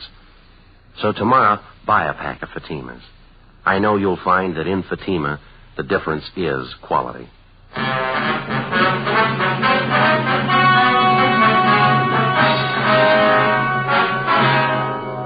Donald Rush, who impersonated missing 10-year-old Jimmy Sherman, was returned to the custody of his parents at their home in Springfield, Ohio. 4 months later, the body of Jimmy Sherman was discovered buried on a farm on the outskirts of Riverside, California. The boy had been murdered. His killer, a farmer in the neighborhood, was subsequently apprehended and brought to trial. He was found guilty of murder in the first degree and was executed at the state penitentiary, San Quentin, California.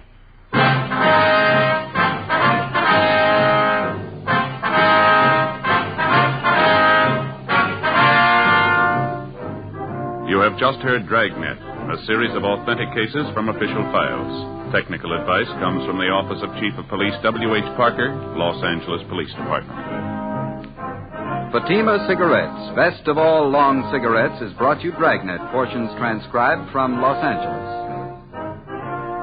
Stay tuned for Counter Spy, next over most NBC stations.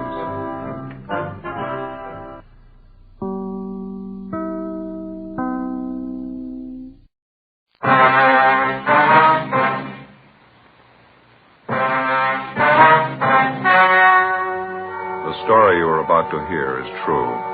Only the names have been changed to protect the innocent. Fatima Cigarettes, best of all long cigarettes, brings you Dragnet.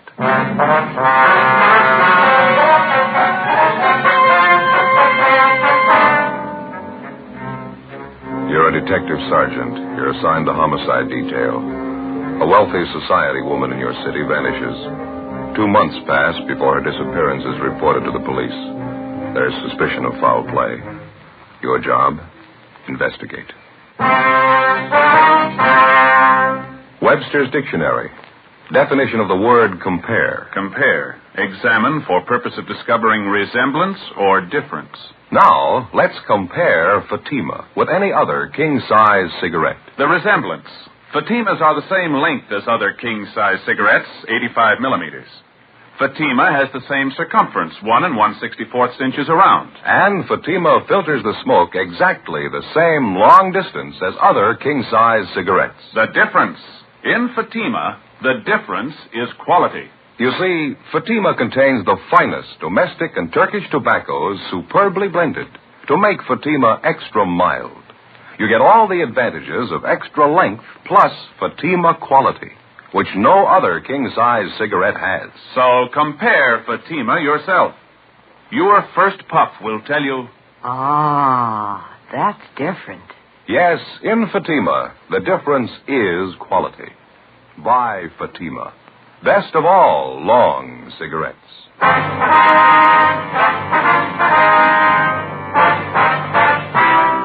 Dragnet, the documented drama of an actual crime. For the next 30 minutes, in cooperation with the Los Angeles Police Department, you will travel step by step on the side of the law through an actual case transcribed from official police files. From beginning to end, from crime to punishment, Dragnet is the story of your police force in action. It was Monday, February 8th. It was foggy in Los Angeles. We were working the day watch out of homicide detail. My partner's Ben Romero. The boss is Thad Brown, chief of detectives. My name's Friday. We were on the way out from the office, and it was 11:23 a.m. when we got to the 9th floor of the medical dental building, room 912. Dr. Marston? Yes, what is it? Police officers, doctor, like to talk to you. Oh, yes. I'm sorry. Daydreaming, I guess. I didn't hear you come in. Well, my name's Friday, Doctor. This is my partner, Sergeant Romero. How do you do? How do you do, gentlemen? It's about the missing persons report on your wife. You filed it yesterday. Yes, that's right, Sergeant. Certainly glad you came. I'd like to have this whole thing straightened out as quickly as possible. I want my wife back with me. Well, we'll do everything we can, Doctor. There's a few things we'd like to have you straighten out for us, if you will. I thought I made it pretty clear in that report I filed yesterday. What is it you have a question about? I've got a copy of the report right here. Says your wife disappeared December 9th. That's a little over 2 months ago, Doctor. Yes, that's correct. December 9th, Sunday night. We were out having dinner, and we had a little argument, and Louise left. I didn't hear from her until the following Friday. That's when she wrote me the first letter. It was from New York. Well, weren't you a little alarmed to find out your wife had left you and gone east? Well, I wasn't too happy about it, but we'd had a few arguments before. Always figured it did both of us good if Louise got away for a little while. No, I wasn't particularly worried. She has friends in New York. Would you care for a cigarette? Not right now. Thank you, Doctor. Yeah? Got a light for you. Thank you. I understand your wife didn't stay with her friends this trip, Doctor. No, apparently she didn't. However, I wasn't too concerned. She wrote me letters twice a week, and then she wrote Stanley. That's our son. He's in military school. Louise wrote to him regularly, too. Mm-hmm. And the last letter you got from your wife was about 2 weeks ago. Yes, sir, exactly 2 weeks ago. Had the same postmark on it, New York. Well, have you any idea at all where she was staying back there? That's a strange part of it, Sergeant. Louise didn't put a return address on any of the letters. I inquired of some of our friends back there, but none of them had seen her. Well, I suppose she was staying at a hotel. I don't know which one, though.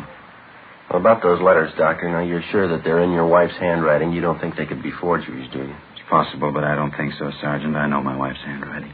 Do you have all the letters with you, sir? Yes, I'll have my secretary get them before you leave. She's out to lunch now. Oh, excuse me, please. Go right ahead. Yes, Dr. Marston. Oh, Miss Taylor. Oh, yes, I'm glad you reminded me. Thank you. I'm sorry, officers. There's a denture I have to have ready for one of my patients by this afternoon. Would you mind if I go ahead and work on it while we talk here? No, it's perfectly all right, Doctor. You go right ahead. Do you mind stepping in the lab back here? All right, fine. Go ahead, man. I'm sorry to interrupt everything like this. I do have to have this denture ready, though. We understand, sir. Doctor, you say the night your wife Louise disappeared, the two of you had an argument? Yes, that's correct. We were having dinner out at our country club, and I guess Louise had too many cocktails. She gets in a nasty mood when she drinks too much. I asked her to stop drinking. She flared up and walked out of the place. Did anyone besides yourself see her leave? Oh, yes, 2 or 3 couples, friends of ours. When I found out Louise had gone off to New York, I thought, well, it was her way of teaching me a lesson. I wasn't too disturbed about it until the letters stopped coming. Well, how about your son, Stanley? Do you know if he's still getting the letters from his mother? No, he's not. I telephoned him up at his school. He stopped getting letters about the same time I did. Let's see, where did I put that casting ring? Oh, yes, here we are.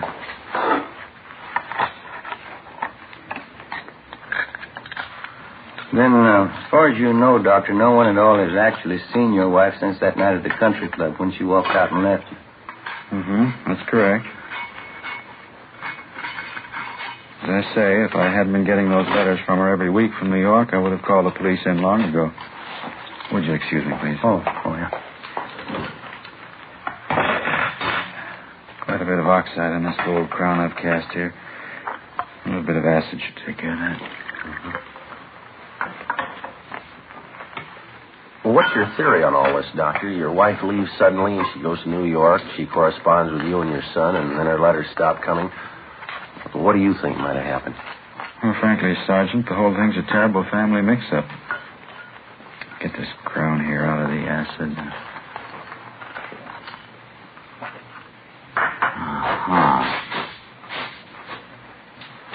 Well, how do you mean, Doctor, a family mix-up?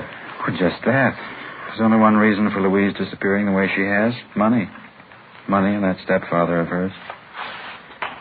Say, would you switch on that small motor there, Sergeant? I've got to polish up this crown and get it in shape. Oh, yeah. Sure. Thank you. Well, what do you mean, Doctor? How does your wife's stepfather fit into all this? He's money mad. It's about the size of it. I don't know if you're aware of it, but my wife, Louise, was left a considerable amount of money by her aunt. Well, it was a fortune, as a matter of fact. Louise's stepfather has always been trying to get his hands on it. Excuse me again. Sure, go ahead.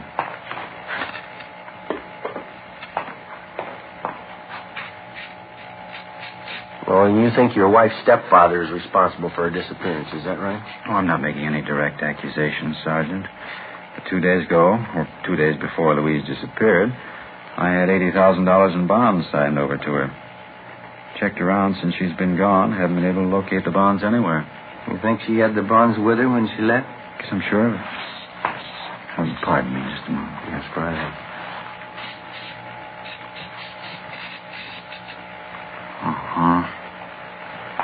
There's a fine cast with sharp margins on it. Well, now, the $80,000 worth of bonds, Doctor, do you have any way of proving that you gave those to your wife? Oh, certainly. I had my wife signed a receipt for them. You're welcome to check it over if you like. Just how do you think your wife's stepfather figures in there? Is there any indication he might have made a move to get the bonds? Enough to satisfy me, yes. My secretary told me about it. Lenore Dexter, that's the girl in the reception room. Oh, well, The night after my wife left me at the country club, that'd be December 10th, Miss Dexter was at the airport waiting for a friend to arrive on a plane. While she was waiting, she saw my wife and her stepfather cross through the waiting room and go out toward the main gate. Your secretary's sure it was really your wife and her stepfather. Well, that's what she told me. You're certainly welcome to talk to her yourself if you like. Yes, and well, besides the bonds, do you know of anything else of value that your wife had with her when she left?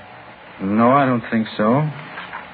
She had her fur coat on, of course. It's expensive. She was wearing a diamond ring, anniversary gift from me, large solitaire, worth quite a bit of money.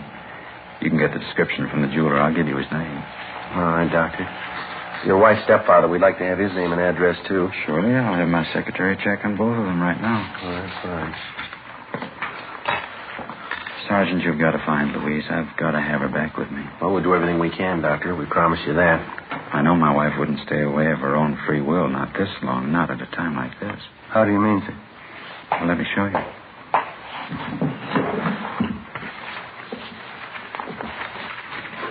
Here it is. This is the final drawing the architect made for us. What do you think of it? Oh, it's very nice. Yeah, it certainly is. It's got to be our own building. 12 stories, finest in the city. Robert A. Marston Building for professional men. Louise and I have looked forward to it for a long time. I understand. We settled on the final plans a week before she disappeared. Contractors will start construction in a few weeks now. There's supposed to be a great day in our lives. Laying the cornerstone. Yes, sir, I understand. Great day. Robert A. Marston building. It's a funny thing, isn't it, officers? How's that? Nothing's very great unless there's somebody to share it with. Before we left the office of Dr. Robert Marston, we talked with his secretary, Miss Lenore Dexter. She confirmed the doctor's statement that on the night after Louise Marston had disappeared from the country club, she had seen both Mrs. Marston and her stepfather at the city's international airport. She said she did not follow them. She had no idea of their destination. Dr. Marston gave us the letters his wife had written him during her absence and also his wife's signed receipt for the $80,000 worth of bonds. Each of the letters was postmarked New York, and the dates on them ranged from December 15th to March 24th. Well, Ben and I drove back to the office and put in a call to the home of the missing woman's stepfather, a Mr. William House. Then we went down the hall to the office of Don Meyer, our handwriting expert. We gave him the letters, which supposedly had been written by Mrs. Marston from New York, along with a signed receipt for the bonds and various other exemplars of her handwriting, which we had obtained from her bank. 2:50 p.m. The missing woman's stepfather, William House, arrived at the office. He was a tall, graying man, dignified, well-dressed. It's about time the police started looking into this thing. How long does a person have to be missing before there's an investigation? The missing report was only filed yesterday, Mr. House. If you knew your stepdaughter was gone, why didn't you report it? I've had private detectives working on this for a month. Had them checking everything about the case. How much luck have they had? Frankly, not much. But I still got them working on it. Well, getting back to what we have on hand, Mr. House, how about this statement of Dr. Marston's secretary? She says she saw you with Mrs. Marston at the international airport the night after she disappeared. It's a lie. I haven't been near that airport in 6 months. It's a lie, and I can prove it. I don't know what Marston's up to, but he isn't going to get away with it. What do you mean by that, sir? I think he's murdered Louise. I think he killed her and buried her somewhere. That's my honest opinion. You sound sure of it. I am sure of it. I knew Marston for what he was the day I met him. He's a fortune hunter, pure and simple. He's after Louise's money, and nothing's going to stop him. Nothing has stopped him. Well, I was under the impression that Dr. Marston was wealthy before he married your stepdaughter. Isn't that right, sir? Certainly not. He was just another poor dentist with a lot of big ideas. All this talk about putting up a building, naming it after himself. Why, Louise fought him on that constantly. He's some kind of crazy egotist. Well, what about the $80,000 in bonds he says he signed over to Mrs. Marston? If he told you that, he's a bigger liar than I thought. Well, he gave us a receipt for the bonds. It was signed by his wife. Can you account for that? Frankly, no.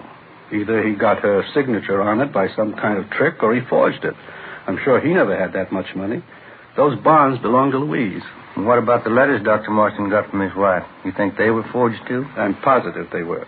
Don't you see, officer? It's the perfect cover-up for it. Well, one way or the other, it's not going to take us long to find out the truth. Our handwriting man's checking over the letters and the bond receipt now. Can you fill us in at all on Dr. Marston's background, Mr. House? Only since he's been connected with the family, since he married Louise. Say, would you give me a cigarette, please? I went off and left mine at home. Oh, sure. Here you are. Thank you. Thank you. I can't tell you how I feel about it, officer. I'm afraid of that man. I'm deathly afraid of him. I know he's done something terrible to Louise. Well, how can you be so sure of it, Mr. House? You must have some basis for your opinion. I just know, that's all, Sergeant. If Louise had just disappeared and there wasn't any question of money involved, I wouldn't be so anxious about it. But $80,000 worth of bonds, that'd be enough to tempt Marston to murder his own mother. You don't know him like I do. Well, what do you know about him, sir? There must be something concrete. I can tell you this much, officer. Marston's a man who is capable of murder. Now, I'm a sensible man. I don't walk up and down the street looking for murderers. But I know when we've got one in the family. That much you've got to believe. You will believe it. Well, excuse me just a minute. I'll get that. Homicide, Friday. Yeah, Don. Is that right? All of them? Right. Thank you, Don. Well, that was our handwriting man, Mr. House. Yes? He just finished checking the writing in those letters and on the receipt for the bonds. What'd he say? Forgeries? No, sir. They're genuine. Every one of them. As soon as William House left the office, Ben and I began an immediate check of his whereabouts the night after his stepdaughter, Louise Marston, had disappeared. We talked to his friends and associates, members of the staff at the club where he lived. We found a dozen people who backed up House's claim that he was nowhere in the vicinity of the airport the night after Mrs. Marston dropped from sight. We went back and talked with Dr. Marston's secretary, Lenore Dexter. She still insisted that she had actually seen House at the airport with the missing woman. Dr. Marston and the stepfather continued to accuse each other of murder. At our request, repeated efforts were made by the New York police to locate Mrs. Marston. No luck. We checked and rechecked with the maid at the home of the missing woman. All she could tell us was that Louise Marston never returned home after leaving the country club, and also that she'd been wearing a fur coat and an expensive diamond solitaire ring. A week passed, and then 2 weeks. We stayed on it, but there wasn't much progress. The case of Louise Marston came to a virtual standstill Wednesday, February 24th. Hi, Joe. Morning. Anything new? Yeah, I think we got a break. The Marston case. Oh, what do you got? Maid out of Dr. Marston's home. She called first thing this morning. Said Dr. Marston had a little dinner party out there last night. What about it? One of the people there was Marston's secretary, that Lenore Dexter. Oh, yeah. She was wearing a large diamond ring. Yeah? Maid got a good look at the ring. Mm-hmm. Says it's the same one Mrs. Marston was wearing the night she disappeared.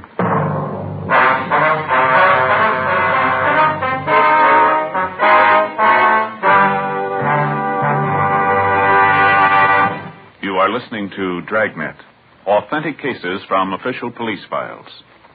Now, let's look at our Fatima files. Listed under B. Borden, Mrs. Clay Borden of Palm Springs in San Francisco. She says, pleasing, distinctive, and really extra mild. That's the way I'd describe Fatima. It's definitely the best long cigarette. friends, more smokers now insist on Fatima than ever before. Because in Fatima, the difference is quality. Quality of tobaccos. The finest domestic and Turkish varieties, extra mild, superbly blended, to give you a much different, much better flavor and aroma. Quality of manufacture. Smooth, round, perfect cigarettes. Rolled in the finest paper money can buy.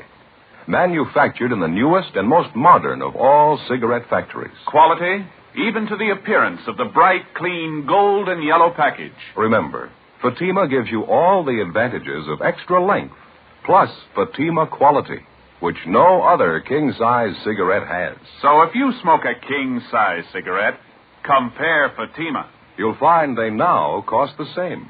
But your first puff will tell you... Ah, that's different.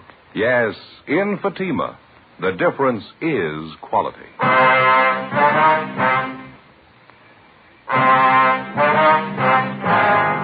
Wednesday, February 24th, 9:15 a.m. Ben and I drove out to the home of Dr. Robert Marston and talked to the maid. She told us that on the previous evening, the doctor had had a small dinner party and that one of the guests was the doctor's secretary, Lenore Dexter. The maid told us that she'd gotten a close look at the diamond ring that Miss Dexter was wearing and that she was sure it was the same ring that the doctor's wife, Louise Marston, had been wearing the night she disappeared. 10:20 a.m. We left the Marston house and headed downtown to the doctor's office in the medical dental building. The office was closed and locked. We got back in the car and drove out Sunset Boulevard to Lenore Dexter's home address. We found the secretary having breakfast alone in her two-room apartment. She explained that on Wednesdays, the doctor never opened his office before noon. We questioned her about the dinner party at the doctor's home the night before. We asked her about the diamond ring that she wore at the party. She became confused and hesitant. Well, what about it, Miss Dexter? Was that your diamond ring you were wearing at the dinner party? No, Sergeant, it wasn't. I guess it belongs to Dr. Marston, either him or his wife. Well, did he give it to you as a present? No. You see, I guess the doctor had a few cocktails before dinner. Maybe one too many. He went upstairs and came down with the ring. He insisted I wear it. He was very insistent. Uh-huh. I didn't want to make a scene, so I put the ring on. I gave it back to the doctor just before we left the house. My boyfriend was with me at the party. We had a terrible argument over it. He's very jealous. Tell me, Miss Dexter, did Dr. Marston have any special reason for wanting you to wear the ring? No. He just said he liked me and I was pretty and I ought to have pretty things. My boyfriend didn't like him at all. Well, had you ever seen that particular diamond ring, Miss Dexter? Before last night? Well, I don't know, Sergeant. I think so. I'm not sure. Well, where do you think you saw the ring before? Mrs. Marston. I think I saw her wearing it once. Was she wearing it the night you were supposed to have seen her at the airport? I don't know what you mean. I didn't notice the ring, but I saw Mrs. Marston at the airport. I'd like to have you think this thing out for yourself, Miss Dexter. Mrs. Marston's been gone for almost 3 months now, and there's a strong possibility that she might have been murdered. You can make up your own mind about it, miss. If you're not involved in that disappearance, I'd advise you to tell us the truth. It might save you a lot of trouble. Miss Dexter? You mean about my seeing Mr. House at the airport with the doctor's wife the night after she disappeared? Yes, ma'am, that's right. You sure that's the truth? I didn't want to get involved, Sergeant. I didn't want any part of it. You mean you didn't see Mrs. Marston and her stepfather at the airport that night, that you made it all up? I didn't make it up, Sergeant. I swear I didn't. He told me what to say. He said to do it as a favor for him. Who's that, miss? Dr. Marston. We continued to question the secretary, Lenore Dexter. She confessed that Dr. Marston had directed her to tell the story about seeing Louise Marston and her stepfather, William House, at the international airport. It was all a complete lie. She said that Marston had explained that the whole thing was just a practical joke, that it didn't mean anything. When Mrs. Marston was officially reported missing, she thought of going to the police, but Marston had frightened her out of taking any such action. The only other suspicious thing she could recall about Mrs. Marston's disappearance was a conversation between the doctor and his architect, Mr. Harold Whitmore. He was the architect who had planned and designed the projected Robert A. Marston building for professional men. Well, the secretary told us the doctor's conversation with the architect had taken place about a month before Mrs. Marston's disappearance, and that she'd heard the doctor mention to the architect something about New York and a packet of letters. Lenore Dexter was taken downtown, where she gave us a complete signed statement. Ben and I got in the car and drove to the offices of architect Harold Whitmore over on South Hope Street. He was a tall, florid-faced man, very cooperative. Yeah, I remember that conversation with Dr. Marston. He gave me a bunch of letters, at least a couple of dozen anyway. They were addressed to the doctor and his little boy Stanley. What do you want you to do with the letters, Mr. Whitmore? He asked me if I had any friends in New York, and I said I did. Then he said he was playing some kind of practical joke on his wife and son. He gave me the letters and asked me if I'd send them to a friend in New York and have him mail them back one at a time. You agreed to do that? Yeah, that's right. The letters were all sealed and stamped, all in order, the way they were supposed to be mailed.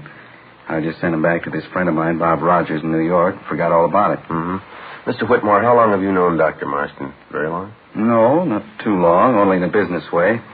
He wants to put up this office building of his, and I'm handling the job for him. He's sure nuts on the subject. Can't wait till we start construction on the job. I think his life depended on it. You know much about his personal life? Where'd you first meet? Let's see, I think it was around October of last year. He and Mrs. Marston were building a summer place down at Malibu, and I helped out with the plans. The doctor was always hanging around there, helping out with the work whenever he could. Uh-huh. And that's the only previous contact that you had with him, huh? And that's about all, yeah, building the beach house. Dr. Marston thought he had some new ideas about building a new type basement in the place. That's so? Yeah, not a bad job on a cellar for an amateur. Used enough cement on it to sink a battleship. No, just a second, Mr. Whitmore. Did Dr. Marston cement in the basement while the house was being built? Is that... No, about a couple of months later, around the middle of December, I think. Do you remember the date exactly when he did the cement work? Not exactly. About the 12th or 13th of December, I think. Mm-hmm. Yeah, right after his wife disappeared. Wednesday, February 24th, 1:30 p.m. Ben and I picked up Dr. Robert Marston and brought him downtown to the office. We questioned him for an hour and informed him of the evidence against him. Despite the statement of architect Harold Whitmore, the doctor insisted he was innocent of any crime connected with the disappearance of his wife. We contacted the New York Police Department and asked them to check on architect Whitmore's friend, Robert E. Rogers. A special detail of men was dispatched to the summer home at Malibu to see what they could find. Half an hour later, Dr. Robert Marston was placed in a car, and Ben and I drove him to the Malibu home. We continued questioning him during the drive, but he refused to make a statement of any kind. On our arrival at the beach cottage, we found Marston's young son, Stanley, together with a maid and the family butler. We took Dr. Marston downstairs to the basement. The men had a large section of the cement flooring ripped up. They were digging. In the room up above, we could hear young Stanley Marston playing on a toy harmonica.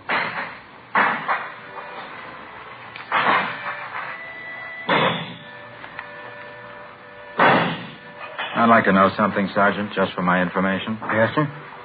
Why do you think I'd kill my wife? Why do you think I'd do such a thing? We're not sure yet if you did kill her. And why do you have these men doing this? Digging up the whole basement. Why do you think I killed her? You won't find anything. You might as well tell them to stop now. They won't find anything. I explained everything to you. Why can't you take my word for it? Well, you still haven't explained about those letters, why you had them sent to New York, why you had them mailed back here one at a time. Got nothing to do with it. Why can't you believe me? Your wife didn't disappear without a reason, Doctor, and we'd like to know what the reason is. I told you a dozen times over. You know what happened. We were at the country club, Louise and I. She was drinking a lot. I told her to lay off. We had an argument. She walked out, that's all. She walked out. I didn't see her anymore. Yes, sir. We'll have it all worked out. Don't worry about it. Why can't that maid look after the boy up there? Making all that noise. Why can't you take him out somewhere down to the beach? Romero? Yeah? I'll see you a minute. Oh, yeah, right.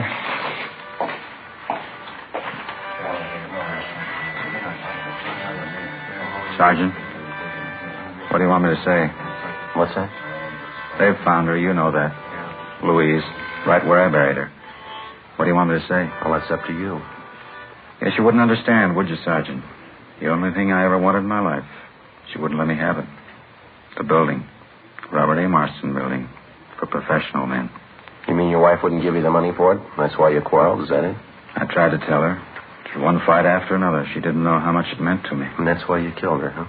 I followed her outside the country club that night. Drove her to my office. She was pretty drunk. Mm-hmm. We pretended she was on a trip to New York. I had her write the letters. Had her sign the receipt for the bonds. Wasn't hard to do. How'd you kill her? Put my hands around her throat. Didn't stop until she was dead. Joe? Yeah, man. They found her. You ready to go, Doctor? All right.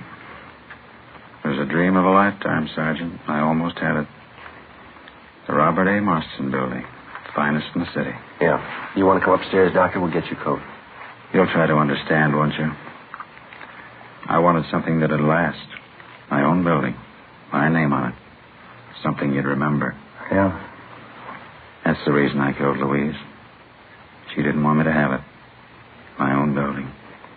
Something that would last. Make the people remember. Well, you made it, Doctor. Why worry? What? You don't need a building. They'll remember you.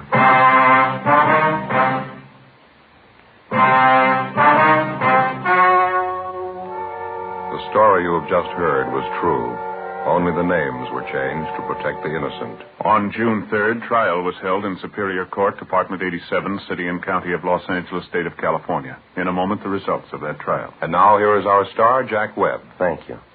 Friends, our latest sales figures indicate that Fatima is undoubtedly the fastest-growing long cigarette in the country. Now, I'm sure you'll agree that there must be a sound reason for Fatima's ever-increasing popularity. Well, to my way of thinking, that reason can be summed up in just two words. Fatima quality. You'll spot it instantly. Fatima gives you all the advantages of extra length plus Fatima quality, which no other king-size cigarette has. So tomorrow, buy a pack of Fatimas and prove to yourself that the difference is quality.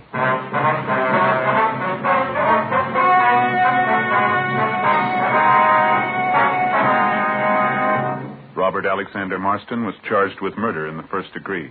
10 days after his trial opened in Superior Court, the suspect took his own life in his jail cell by hanging.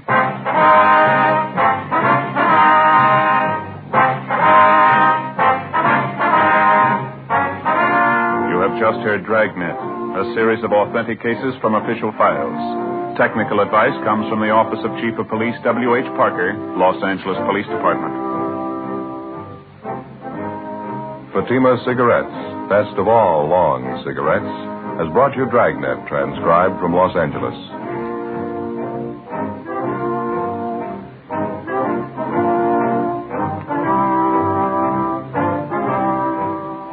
Stay tuned for Counter Spy next over most NBC stations.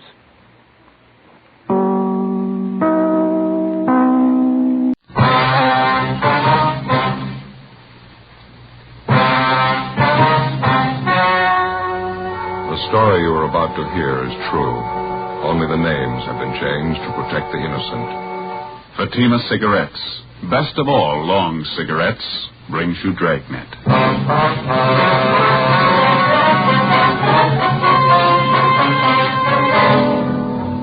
You're a detective sergeant. You're assigned to accident investigation, hit-and-run detail. You receive a call that two elderly women have been struck down in a crosswalk by a hit-and-run driver. The women lie in Georgia Street Hospital. Their condition is critical. Your job? Find the driver. In Fatima, the difference is quality. Yes, in Fatima, the difference is quality. Quality of tobaccos. The finest domestic and Turkish varieties, extra mild, superbly blended, to give you Fatima's much different, much better flavor and aroma. Quality of manufacture. Smooth, round, perfect Fatima cigarettes. Rolled in the finest paper money can buy. Manufactured in the newest and most modern of all cigarette factories. Quality. Even to the appearance of the bright, clean, golden yellow Fatima package. So compare Fatima yourself today. You'll find Fatima gives you all the advantages of extra length, plus Fatima quality, which no other king-size cigarette has. Yes, light up a Fatima. Your first puff will tell you... Ah, that's different. Because in Fatima, the difference is quality.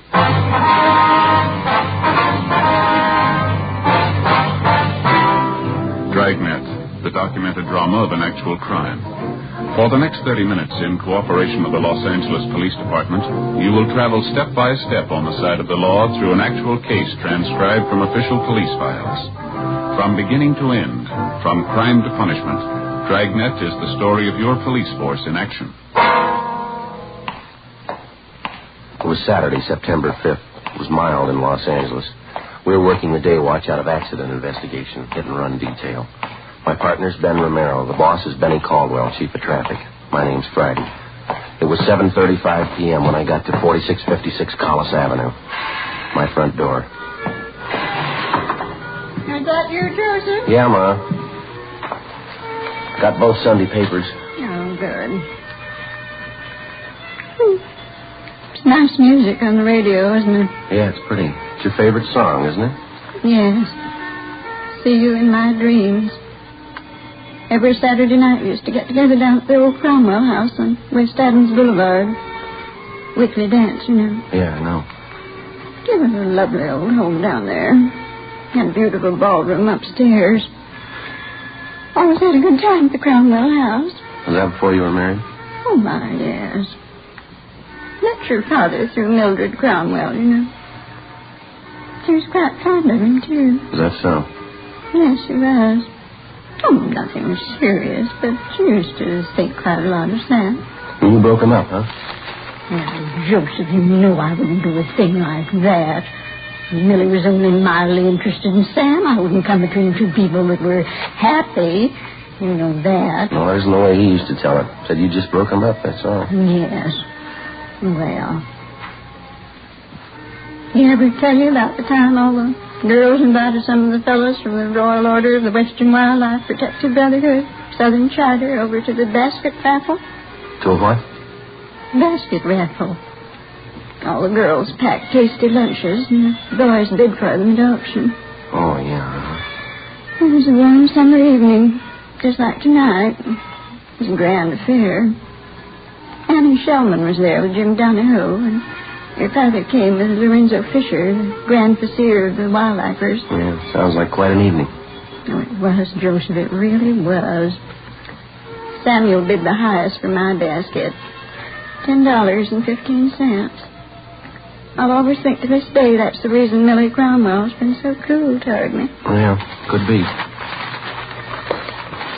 You want part of the Examiner, Ma? Oh, thank you, son. I want to finish turning this collar in your shirt. Okay. You wouldn't think a basket lunch could come between two good friends, would you? A big fun? What's that? Who'd ever think a basket lunch should break up a friendship like Millie Cromwell's and mine? No, ma'am, you wouldn't. I'll get it, Ma.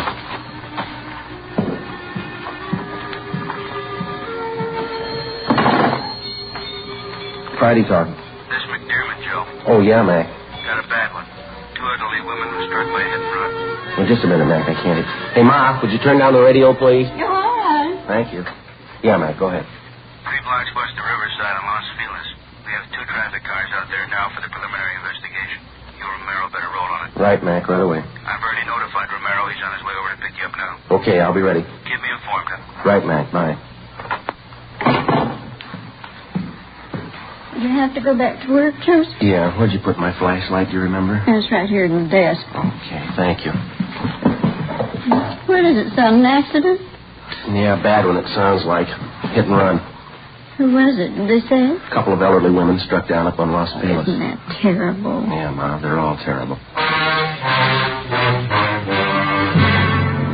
10 minutes after I hung up the phone, Ben arrived, and at 8:10 p.m. we got to the intersection of Los Feliz Boulevard and Commonwealth Avenue. The bodies of the two victims had been removed and taken to the Georgia Street Receiving Hospital. One of the uniformed officers was taking photographs of the scene. His partner was picking up particles of glass and all physical evidence left by the hit-and-run driver. He identified himself as Officer E.W. Hyde, Unit 61T. A few pieces of the headlight lens and the chrome ring, about all. And this is the point of impact, huh? Yeah, that's right. It's 24 feet south of the northerly pavement and about 12 feet east of the westerly curb line. Right in the crosswalk up there, huh? Yeah. When freshly painted, the driver couldn't miss seeing it, could he? Yeah, it's well illuminated. Good street lighting up here. Hyde, were the signals in operation? No, they weren't. Boulevard stopped here, though. Blinkers are all in operation. How far were the bodies of the victims thrown? Body number 1 was thrown 70 feet. Body number 2 was knocked 38 feet in the southwest direction. Both came to rest approximately at the center line of the street. Whoever did it was going at a high rate of speed. That's what we figured. I told you there were no skid marks, didn't I? Yeah, you did. Any witnesses? Yeah, there's 3, but only one I think will be helpful. What's the name and address? He's right over there on the curb now. Name's Richard Morgan. Runs the nursery there. Well, thanks, Hyde. You're going to make the reports and book the evidence, are you? Yeah, I'll take care of it. That's Morgan over there in the tan overalls. All right. Thanks a lot, Hyde. Okay.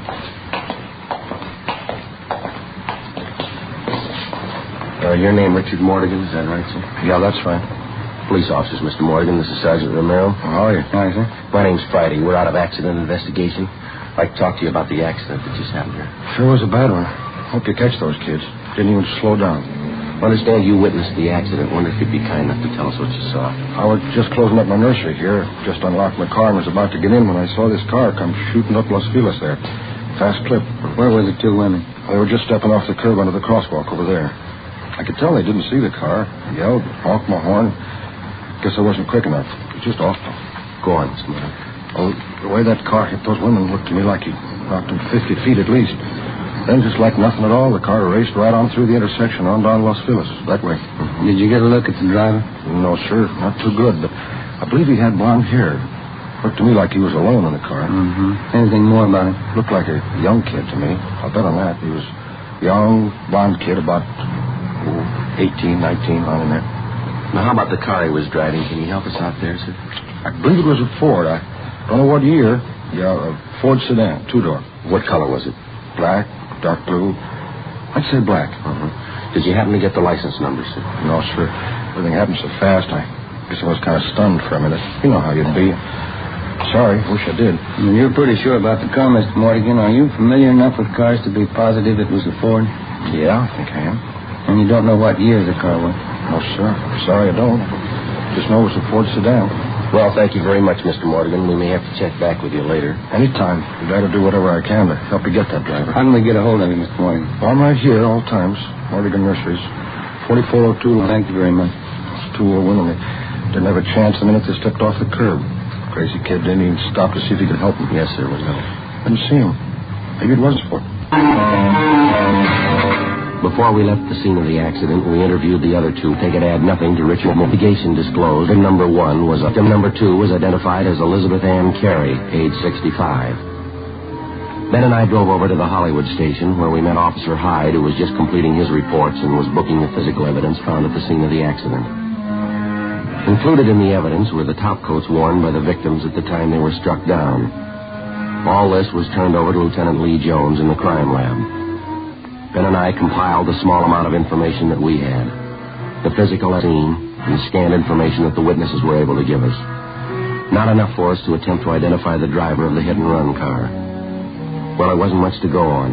PM. We got a call from his investigation and wanted to see us right away. Well, we haven't got much of almost anything. First off, your witness out there, what was his name? Morgan?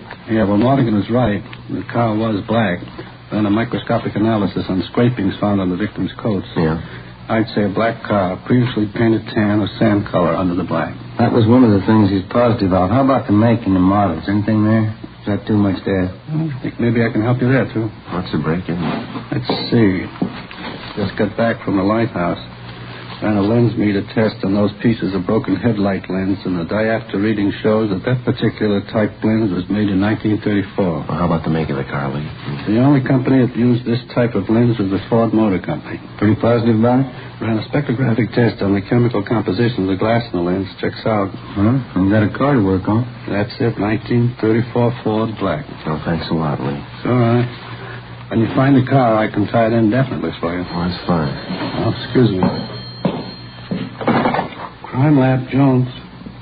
They're right here, Mac. Just a minute. Either one of you, it's McDermott. I'll take it, Jim. Okay. Yeah, Mac from Merrill. Oh, when? Yeah, me too. Yeah, right.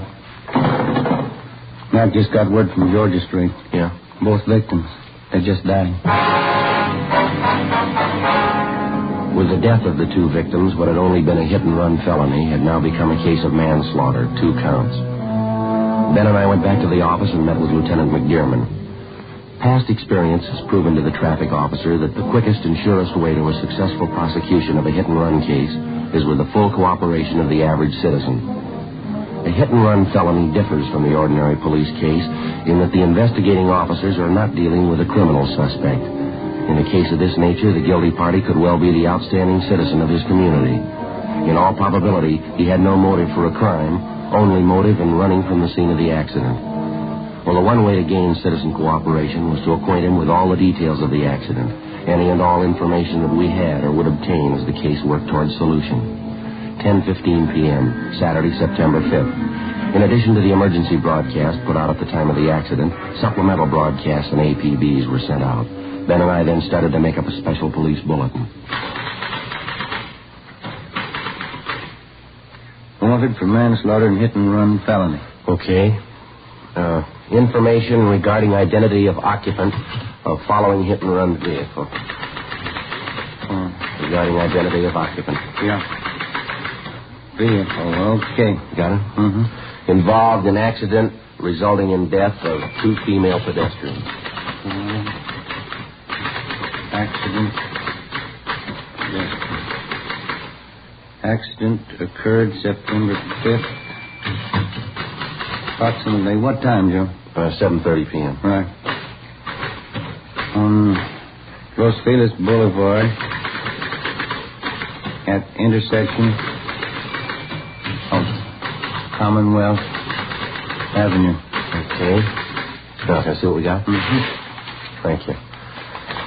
Occupant, young male, Caucasian, approximately 18 to 19 years of age. Vehicle, 1934 Ford sedan, black with tan undercoat, driven by male occupant. This car will have extensive damage to front end. Facsimile photographs of type of car wanted appear on this bulletin. You got the photos right here. Side, front, and back view. Okay, this ought to do it. Let's get it down to the printing bureau right away, huh? Yeah. Auto paint shops, wrecking yards, garages, repair stations, used car lots, insurance company. The daily papers are running a spread on it in the next edition. That ought to cover it? Yeah, it's all there if it gets to the right person.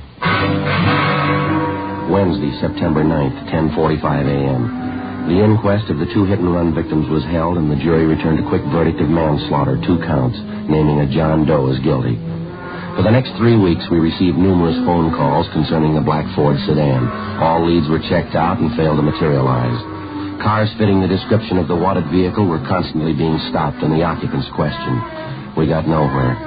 Ben and I followed up on our bulletins. We checked various garages and paint shops. Used car lots were checked and rechecked. No luck. Monday, October 3rd, 2:30 p.m. We were on our way back to the office after having canvassed several wrecking yards and repair stations.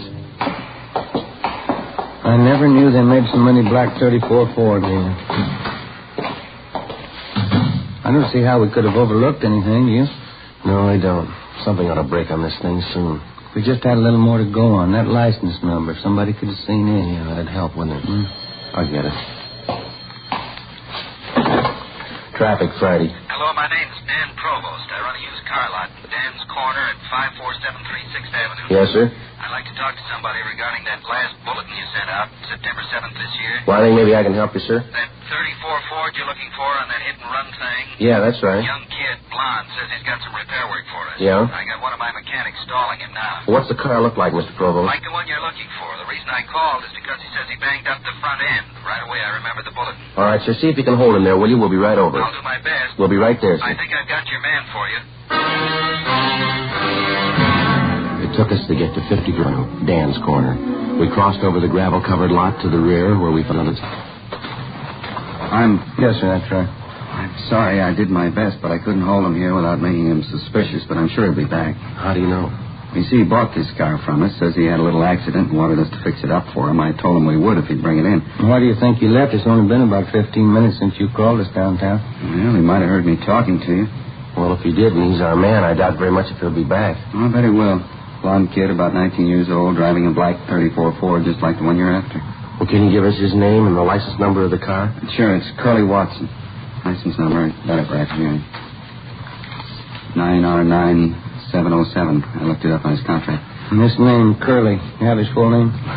Sorry, I guess I'm a little excited. It's Wilfred E. Watson. Everybody around here calls him Curly. I'm pretty sure he's the one you want. I know that car. I bought it from us about 5 months ago. Well, it's just too bad you couldn't have detained him just a little longer, Mr. Provost. Well, like I say, you don't have to worry. He'll be back. What makes you so sure? From the way he described the damage to us, I'd say he's got about $75 to $100 worth of work on that front end. Yeah? I know he's the man you want. I'm going to be in trouble if he's not.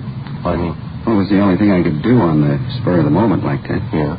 That's how I know for sure he'll be back here. Well, how's that? I told him I'd fix his car free.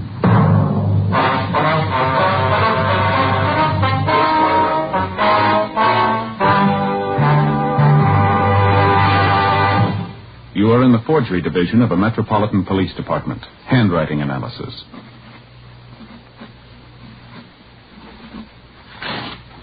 All right, now write the alphabet in lowercase, please. You are listening to a handwriting expert taking an exemplar of a suspect's handwriting.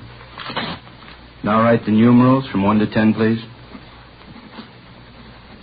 This handwriting sample will be compared with a forged signature. Side by side, two signatures may often look alike, but closer examination will prove a world of difference. You'll find the same is true when you compare king-size cigarettes. Fatimas are the same length as any other king-size cigarette, 85 millimeters. Fatima has the same circumference, 1 1/64 inches around. And Fatima filters the smoke exactly the same long distance as other king-size cigarettes. But in Fatima, the difference is quality. Fatima gives you extra mildness, a much different, much better flavor and aroma. You get all the advantages of extra length, plus Fatima quality, which no other king-size cigarette has. So compare Fatima yourself. Your first puff will tell you... Ah, that's different. Yes, in Fatima, the difference is quality. Best of all, long cigarettes.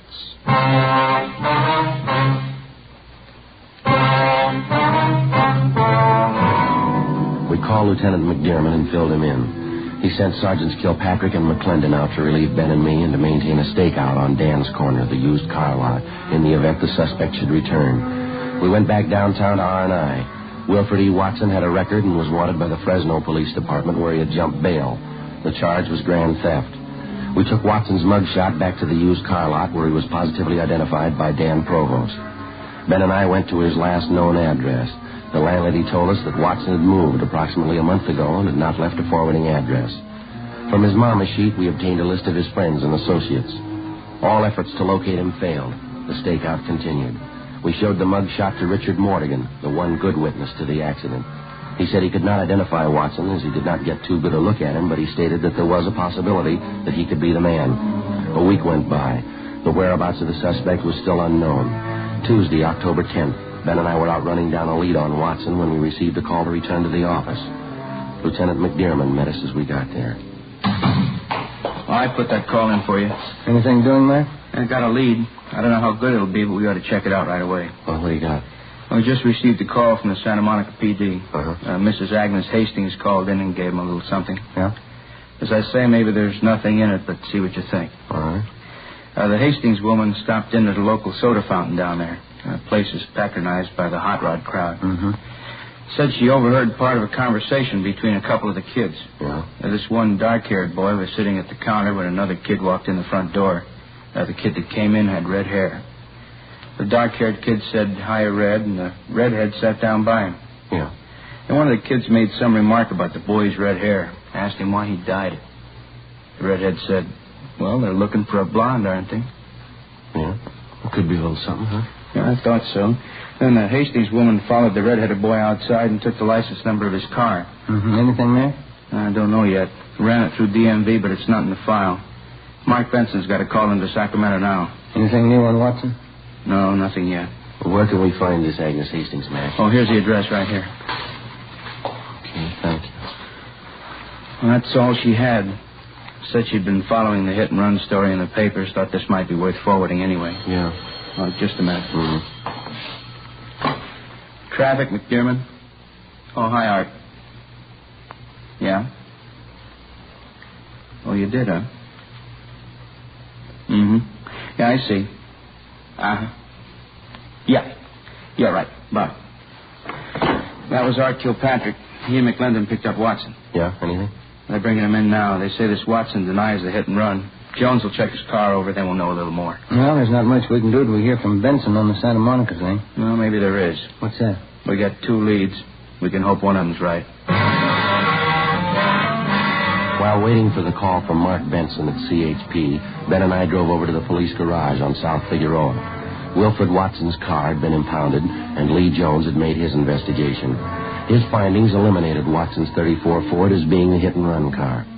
Investigation showed that Watson's car was involved in an accident, but this was 5 days prior to the killing of the 2 women pedestrians. Wilfred E. Watson was booked for the Fresno authorities for prosecution on their warrant. This left only the one lead, the red-headed boy who had dyed his hair. If Agnes Hastings' observations had been correct, the fact that the boy originally had blonde hair made him a possible suspect. 11 a.m. The information from DMV came through from Sacramento. The car was registered to a Calvin L. Martin, 16 Boardwalk Lane, Santa Monica. The car was a 1939 Dodge sedan, legal the same. 16 Boardwalk Lane was a small beach house facing out on the Pacific Ocean in the town of Santa Monica. 11:26 a.m. We arrived in front of the house. This is it, number 16. Yeah, all right, let's go up on the porch. Mm-hmm. I don't see anybody around. Looks like nobody's home. Well, let's try the bell. Mm-hmm.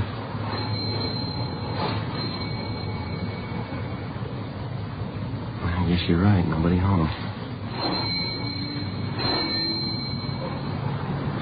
Yeah. Let's check the garage, huh? All right. It's around the side, isn't it? Yeah, it's right there. Oh, yeah. Padlock. Maybe there's a window on the side. Yeah. Come here, Joe. All right. Window's kind of dirty. I'll wipe it off a little. Yeah, that's better, huh? Can you see anything? Take a look, Joe. Let me see. Yeah. Looks like a 34 Ford to me. Notice the left front fender? Yeah. Pretty badly dented, isn't it? Looks like we're home, maybe, huh? Well, I'd like to get a closer look. Thanks much, Sid. See you back to work, huh? Sure. Okay. Young kid got out of a car out front. Looks like a redhead from here. Come on.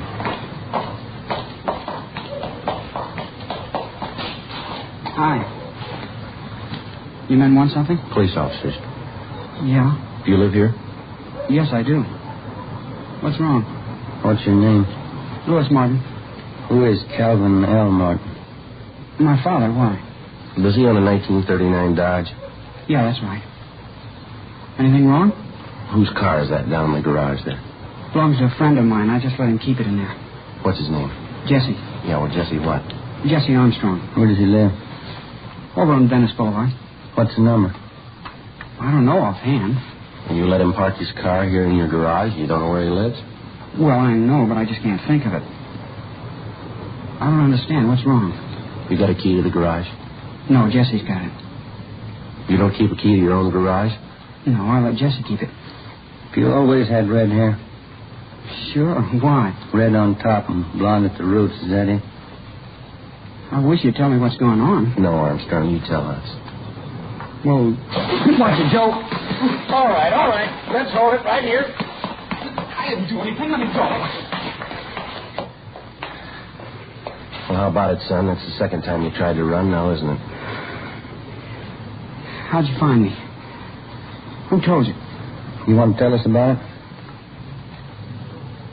I didn't mean to hit those two women. I was coming home from up in L.A. I was late, and I was trying to hurry to get home. I didn't see him until it was too late. Why didn't you stop? Why'd you run? I was afraid. I just couldn't face it. I thought I could get away with it, I guess.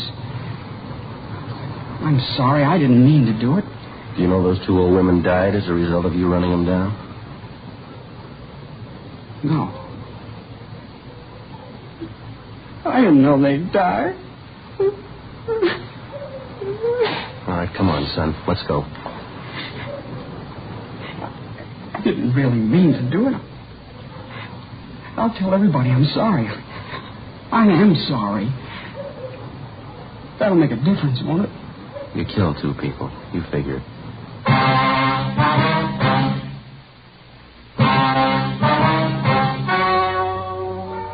The story you have just heard was true. Only the names were changed to protect the innocent. On December 17th, trial was held in Superior Court, Department 81, City and County of Los Angeles, State of California. In a moment, the results of that trial. And now here is our star, Jack Webb. Thank you. Friends, I can give you over a dozen good reasons why Fatima is the best of all long cigarettes, but I'd rather let Fatima speak for itself. That's why I suggest that you buy a pack tomorrow, and then compare Fatima with any other long cigarette. You'll find, just as I have, Fatima's extra mildness gives you a much better flavor and aroma. You get all the advantages of extra length plus Fatima quality, which no other king-size cigarette has. Ask your dealer for Fatima, best of all long cigarettes.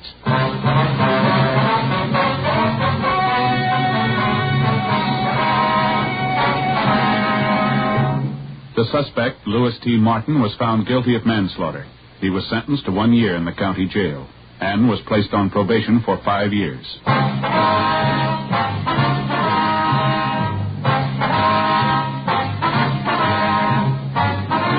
You have just heard Dragnet, a series of authentic cases from official files. Technical advice comes from the Office of Chief of Police W.H. Parker, Los Angeles Police Department. Fatima Cigarettes, best of all long cigarettes, has brought you Dragnet, transcribed from Los Angeles.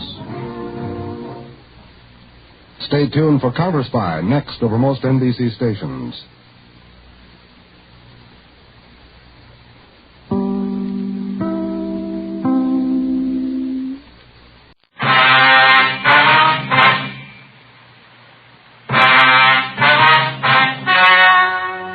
The story you are about to hear is true. Only the names have been changed to protect the innocent. Fatima Cigarettes, best of all long cigarettes, brings you Dragnet.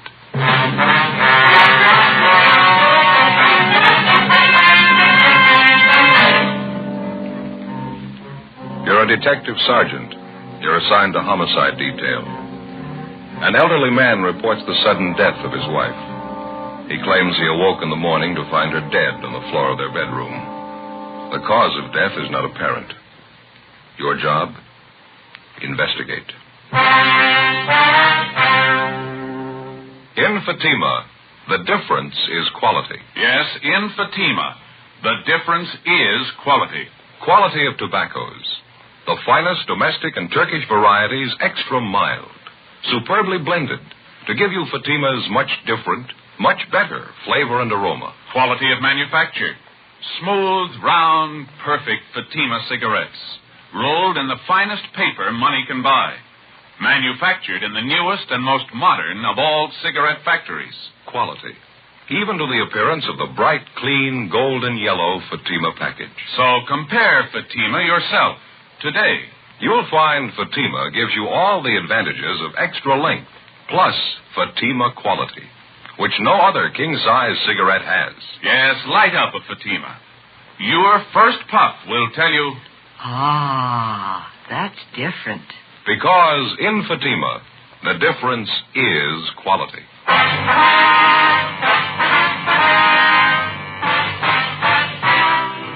Dragnet, the documented drama of an actual crime.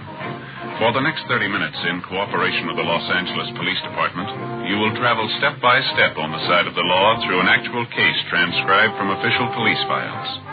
From beginning to end, from crime to punishment, Dragnet is the story of your police force in action. It was Friday, November 12th. It was cold in Los Angeles. We were working the day watch out of homicide detail. My partner's Ben Romero. The boss is Thad Brown, chief of detectives. My name's Friday. It was 9:38 a.m. when I got back to the first floor of the Blackwell Hotel. Room 7. Oh, hi, Joe. Come on. Yeah. How's the old fella doing? He tell you anything? Hasn't talked at all. He's pretty broken up. The woman's dead. That's about it. Well, how about the bruise on her forehead? You think that could have been it? No, it was just a slight bruise. I don't think that could have killed her. They moved the body out of the room yet? Yeah, they just did. Taking it downtown for the autopsy. Well, I guess we can take the old man back to his own room now, huh? Yeah, I think so. He's back here in the kitchen there. Fixed him a cup of coffee. Still feeling pretty bad.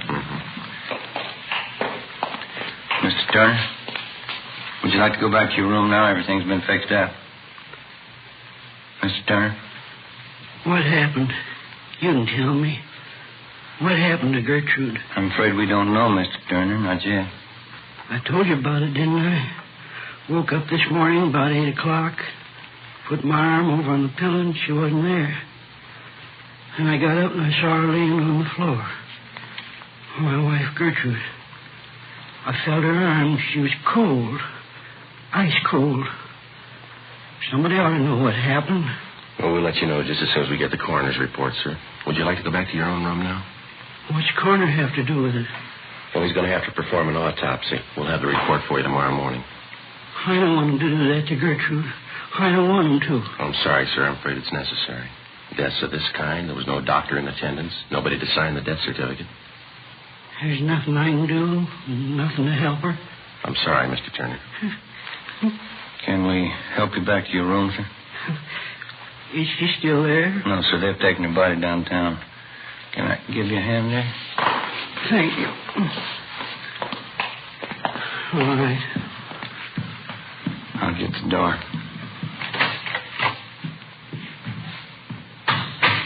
Where'd Mr. Parkson go? Who's that, sir? The hotel manager, Mr. Parkson. Oh, yeah. These are his rooms here. I wanted to tell him thank you for letting me stay down here a while. Well, I think he'll be back in a few minutes. He was busy outside. Nice of him. Let me use his place.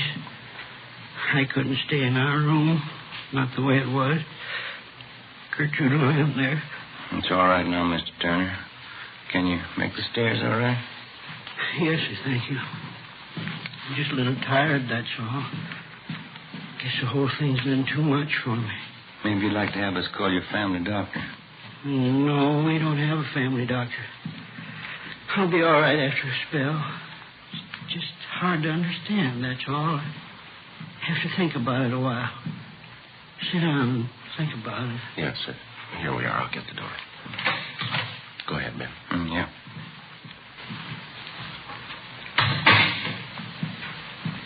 Right there on the floor, officer.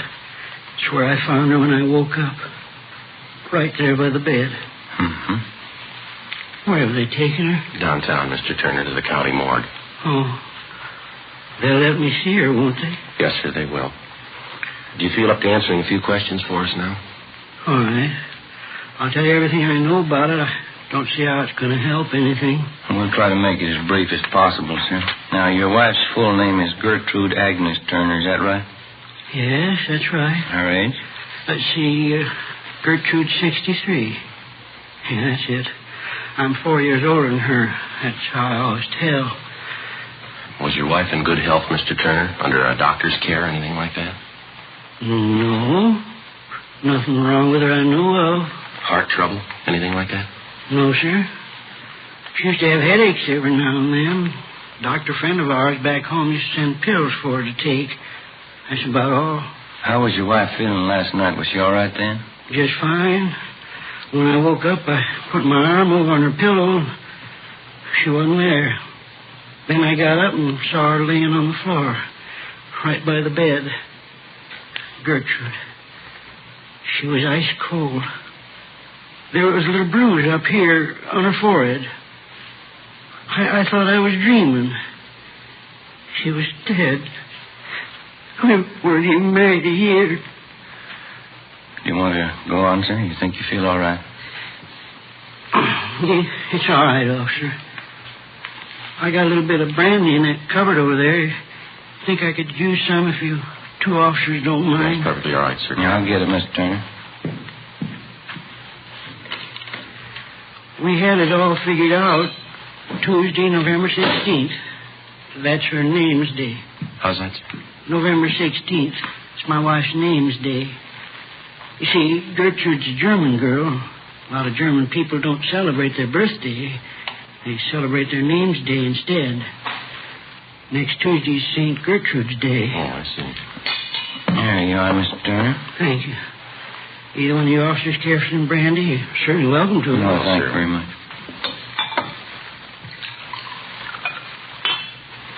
Do you or your wife have many friends in town, Mr. Turner?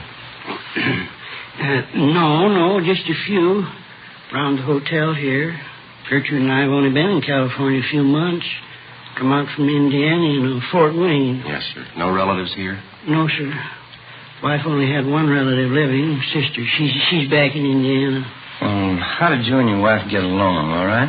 Oh, fine. We never had any trouble. I loved her, officer. Did your wife have any enemies that you know of, sir? People she didn't get along with? Somebody who might have wanted to hurt her? Oh, I can't think of anyone. Well, how about some of the men your wife knew before she married you, Mr. Turner? Any bad feelings one of them might have had toward your wife?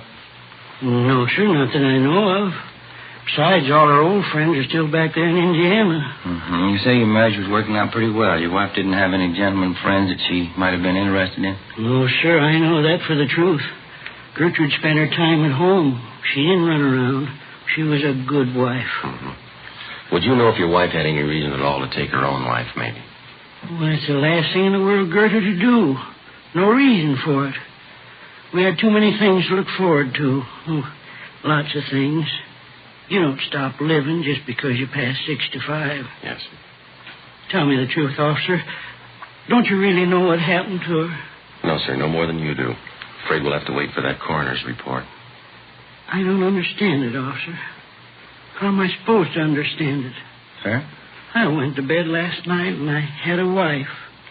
Yes, sir. Today's my day off. We're going to take a car ride down the beach.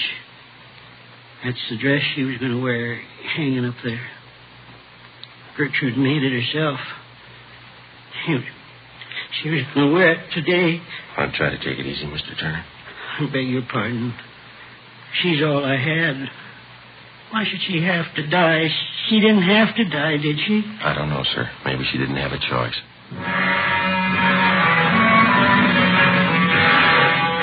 The body of the dead woman, Mrs. Gertrude Agnes Turner, was removed to the county morgue for autopsy.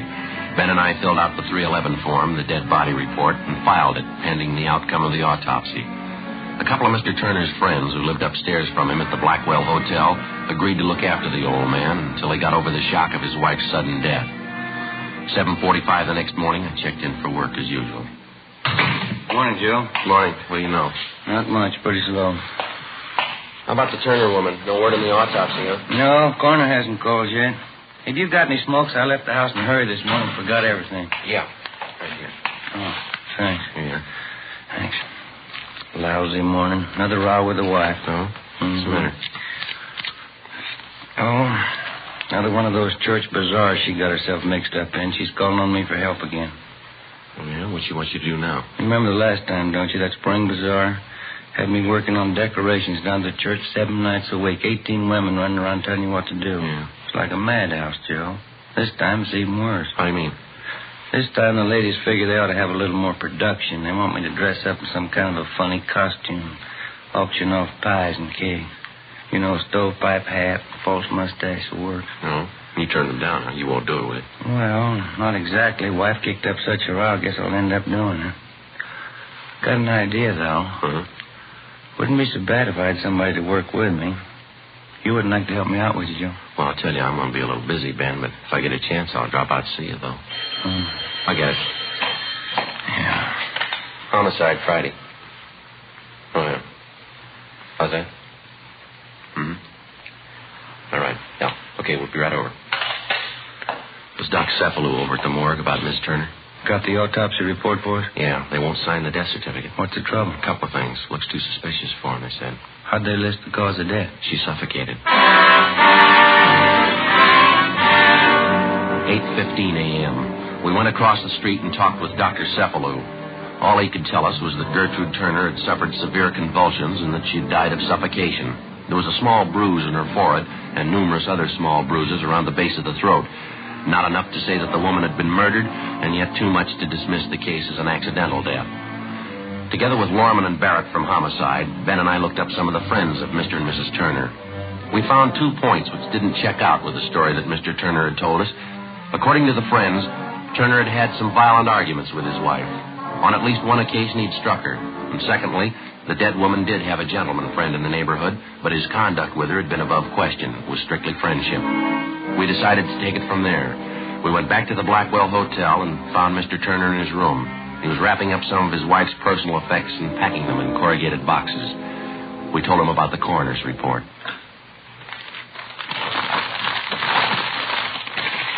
I don't think I believe that, Sergeant. People just don't suffocate. There's got to be a reason for it. Yes, sir. That's what we're looking for. Well, don't they know? Can't they tell you how it happened to the doctors? Well, she had severe convulsions. She suffocated. That's just all they could tell us. With a bruise on her head, Gertrude's forehead. What'd they say about that? Well, that wasn't the cause of death, Mr. Turner. She could have gotten a bump when she fell out of bed. It might have been that. It might not. I just don't understand. You'd think there'd be some way of telling. Well, we were around talking to some of your friends in the neighborhood this morning, friends of you and your wife. Yeah. Oh, they've been real friends, officers. Every one of them. Been up to see me, brought me meals and things. Say, isn't that a pretty thing? Just look at that. Yes, sir. Real bone china. A cup and a saucer. Gertrude used to collect them. Had all kinds. Pretty. Yes, sir. When we were talking to you yesterday, sir, you told us that you and your wife got along pretty well. No arguments? Yes, sir, that's right. Well, now, some of your friends tell us that you used to argue with your wife quite a bit. Who told you that? Some of your friends here in the neighborhood. Is that true? Well, when we first got married, Gertrude and I guess we had a few spats. No different than other people. Getting used to each other. Things like that, you know. Mm-hmm. Well, did you ever strike your wife, Mr. Turner? Why do you ask that? Routine question. Did you ever strike your wife? Mr. Turner? Yes. One of the first arguments we had. I don't even remember what it was about. That's how important it was. Mm-hmm. I lost my temper, I guess. I kind of slapped her. Oh, I felt like a no-good bum. Never once happened again. Slapping Gertrude. It's hard to remember it right now. Well, we asked you the same question yesterday, sir. Couldn't you have told us that then? Oh, I'm sorry, officer. I guess I missed it. I wasn't feeling too good. I think you know what I mean. But you remember us asking if your wife had any gentleman friends? Yes, I remember that. Well, now, is it true? Well, there's one fella named Clyde Warren. Runs a drugstore down the street. I guess Gertrude knew him better than anybody, but he was my friend, too. Well, did you ever complain to this Clyde Warren that he was spending too much time around your wife, that he ought to see less of her? I think I did maybe once or twice. It was kind of in a fooling way. Certainly didn't mean it. Clyde Warren's one of my best friends. Well, did you ever complain to your wife that she was seeing too much Warren? No, sir, never even mentioned it. Why ask me all these things? Well, your wife's dead, Mr. Turner, and we still haven't found out why. But you asked me questions like I had something to do with it. Well, you were the last one to see her alive, sir. You were alone with her in this room the night she died. You think I killed Gertrude? Is that it? You think I killed my own wife? No, sir, we didn't say anyone killed her. You think I killed my own wife? You think I killed her? Well, did you kill her, Mr. Turner? You know I didn't kill Gertrude. You know I didn't do that. I'm sorry, sir. There's not much else we can do now. What do you mean? The coroner found a series of bruises on the body. Right around here, the base of the neck. We know she died of suffocation. The two things seem to fit pretty well. I don't know what you mean. I didn't see any bruises. Not on her neck. I don't know what you mean. We'll have to take you downtown, sir. You can call your lawyer now if you like. I don't have a lawyer. Why are you taking me downtown? No alternative. We're going to have to book you.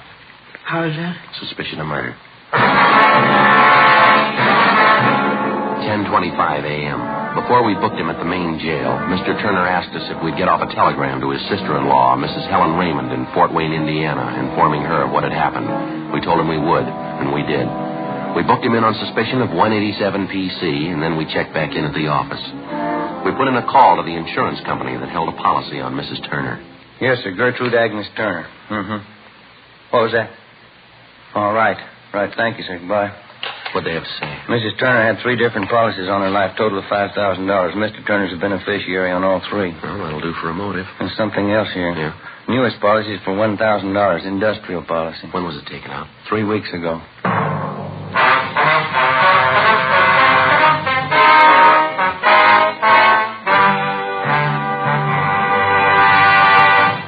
You are in the Scientific Investigation Division of the Metropolitan Police Department, the ballistics room.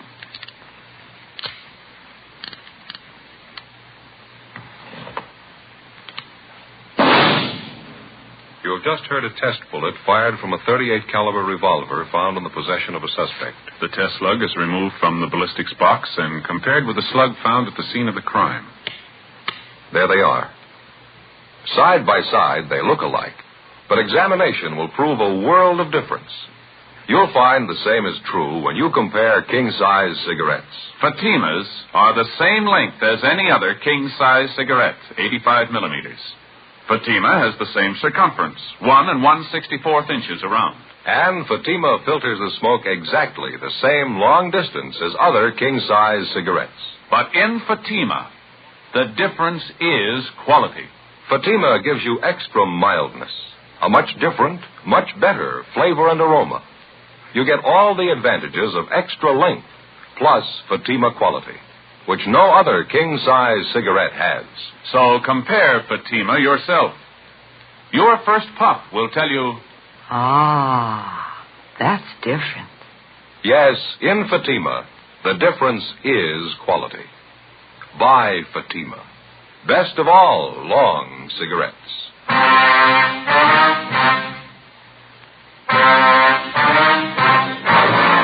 Monday, November 15th, 10 a.m. The investigation went on. We failed to uncover any additional evidence against the suspect, Mr. Turner. We had 3 main points against the man. The recently issued insurance policy on his wife for $1,000, the fact that he had fought with his wife and struck her on several occasions, and the series of bruises which had been discovered at the base of the dead woman's neck. Well, as it stood, we weren't too sure that the case would hold up in court. Ben was less sure that the old man was actually responsible for the death of his wife. We figured if Turner was guilty, we might try to impress him with the evidence against him and attempt to get a confession. Monday, 1 p.m., we went over to the main jail to interrogate the suspect.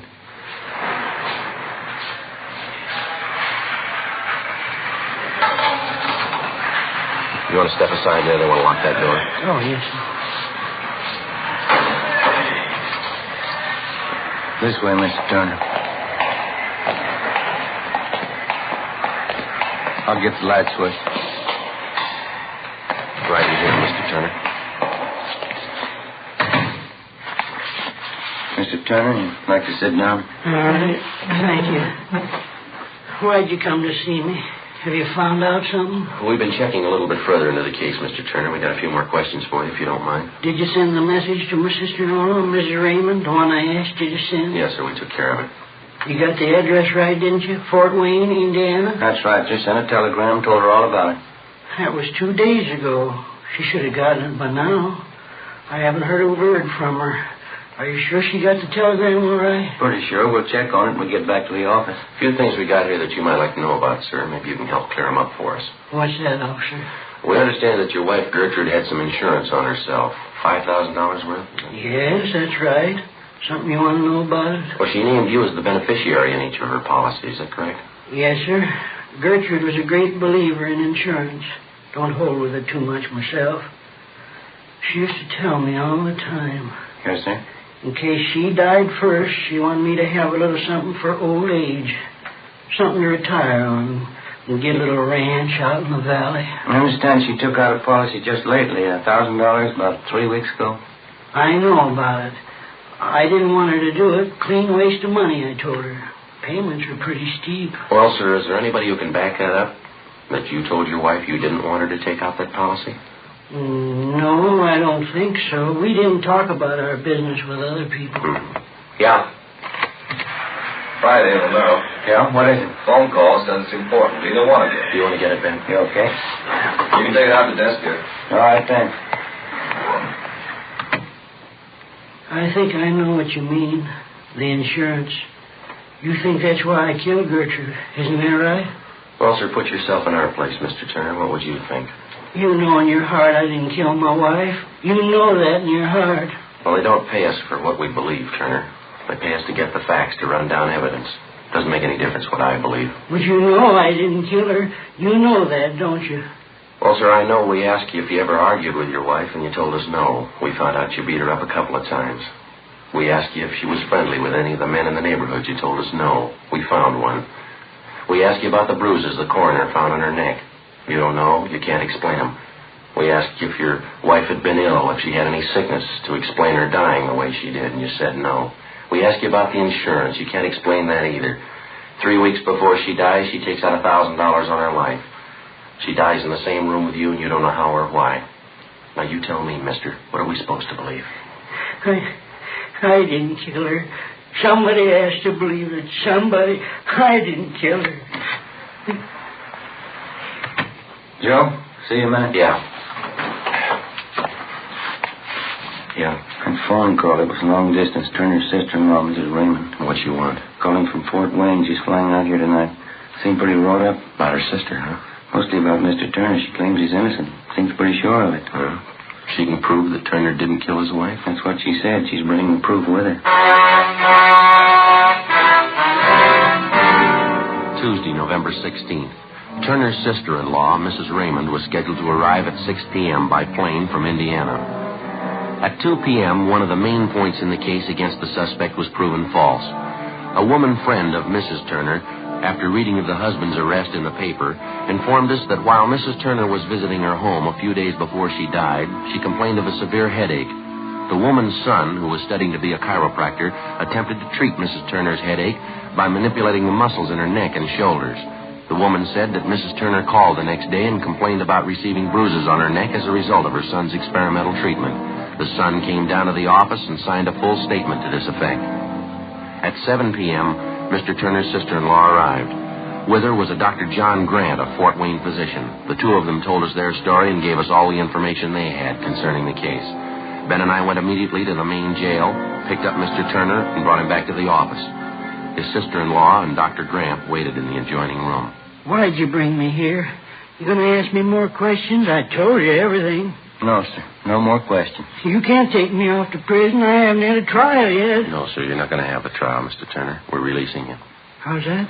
Your sister-in-law, Ms. Raymond, she's in the next room with her doctor. They're going to take you home, sir. I don't think I understand, officer. How do you mean? Your sister-in-law just got in from Fort Wayne tonight, and she has her family doctor with her. They told us about your wife, Gertrude. Everything we had to know. About Gertrude? My wife? Well, what do you mean, officer? Well, maybe you can understand, sir. Your wife was afraid to let you know. She told her sister she was afraid it might break up her marriage. Afraid to tell me what? Well, your wife suffered from epilepsy. She had it most of her life. She had epilepsy? Yes, sir, she did. And this Dr. Grant showed us that he's been sending your wife medicine ever since you moved out here to California. He treated her many times for the same thing before you met her. She figured it might ruin her chances of marrying you, so she kept it a secret. The medicine. I remember that. Used to come through the mail. And that's it, sir. Accounts for the headache she had the night before she died. She probably had an attack during the night, suffocated. That's how you found her in the morning. Well, why didn't they know? The coroner, they examined her. Well, sir, that's just the point. If you die of epilepsy, there's just no way of telling, not even by autopsy. Convulsions and suffocation. That's the only way they can list it. And she was ashamed. Gertrude. She was afraid to tell me. Yes, sir, that's what she wrote to your sister-in-law. We saw the letters. And I can leave now if I want to? Is it all right? We'll get you things from the property clerk first, and then you can go. Can I see Helen now, my sister-in-law? I'd like to say hello. Yes, sir, you can. It's right through that door. Well, thank you kindly. It's all right. Officer. Yes. Just one thing I'd like to ask. Yes. You knew all the time, didn't you? I mean, in your own heart. How's that?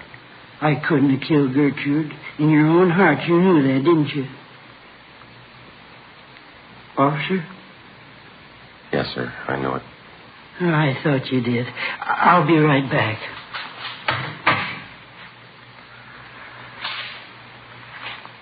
Joe? Huh? I wouldn't worry about him. What's that? We'll call it a white lie.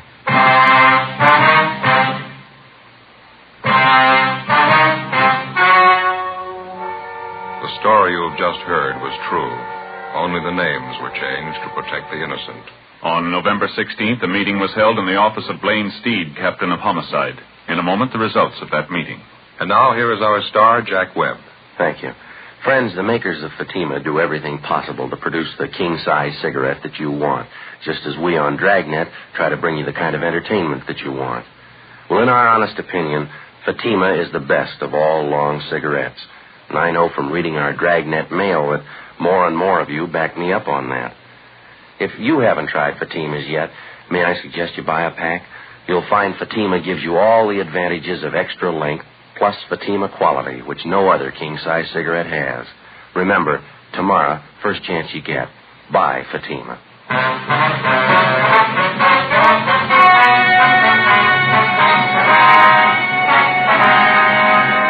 The death of Gertrude Agnes Turner was proved beyond a doubt to be due to natural causes. A 9.10 report was made which completely exonerated the husband of the dead woman.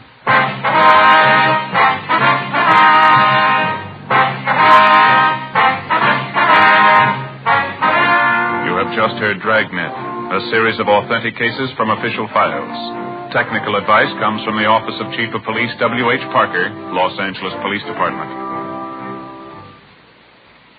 Stay tuned for Counterspy next over most NBC stations.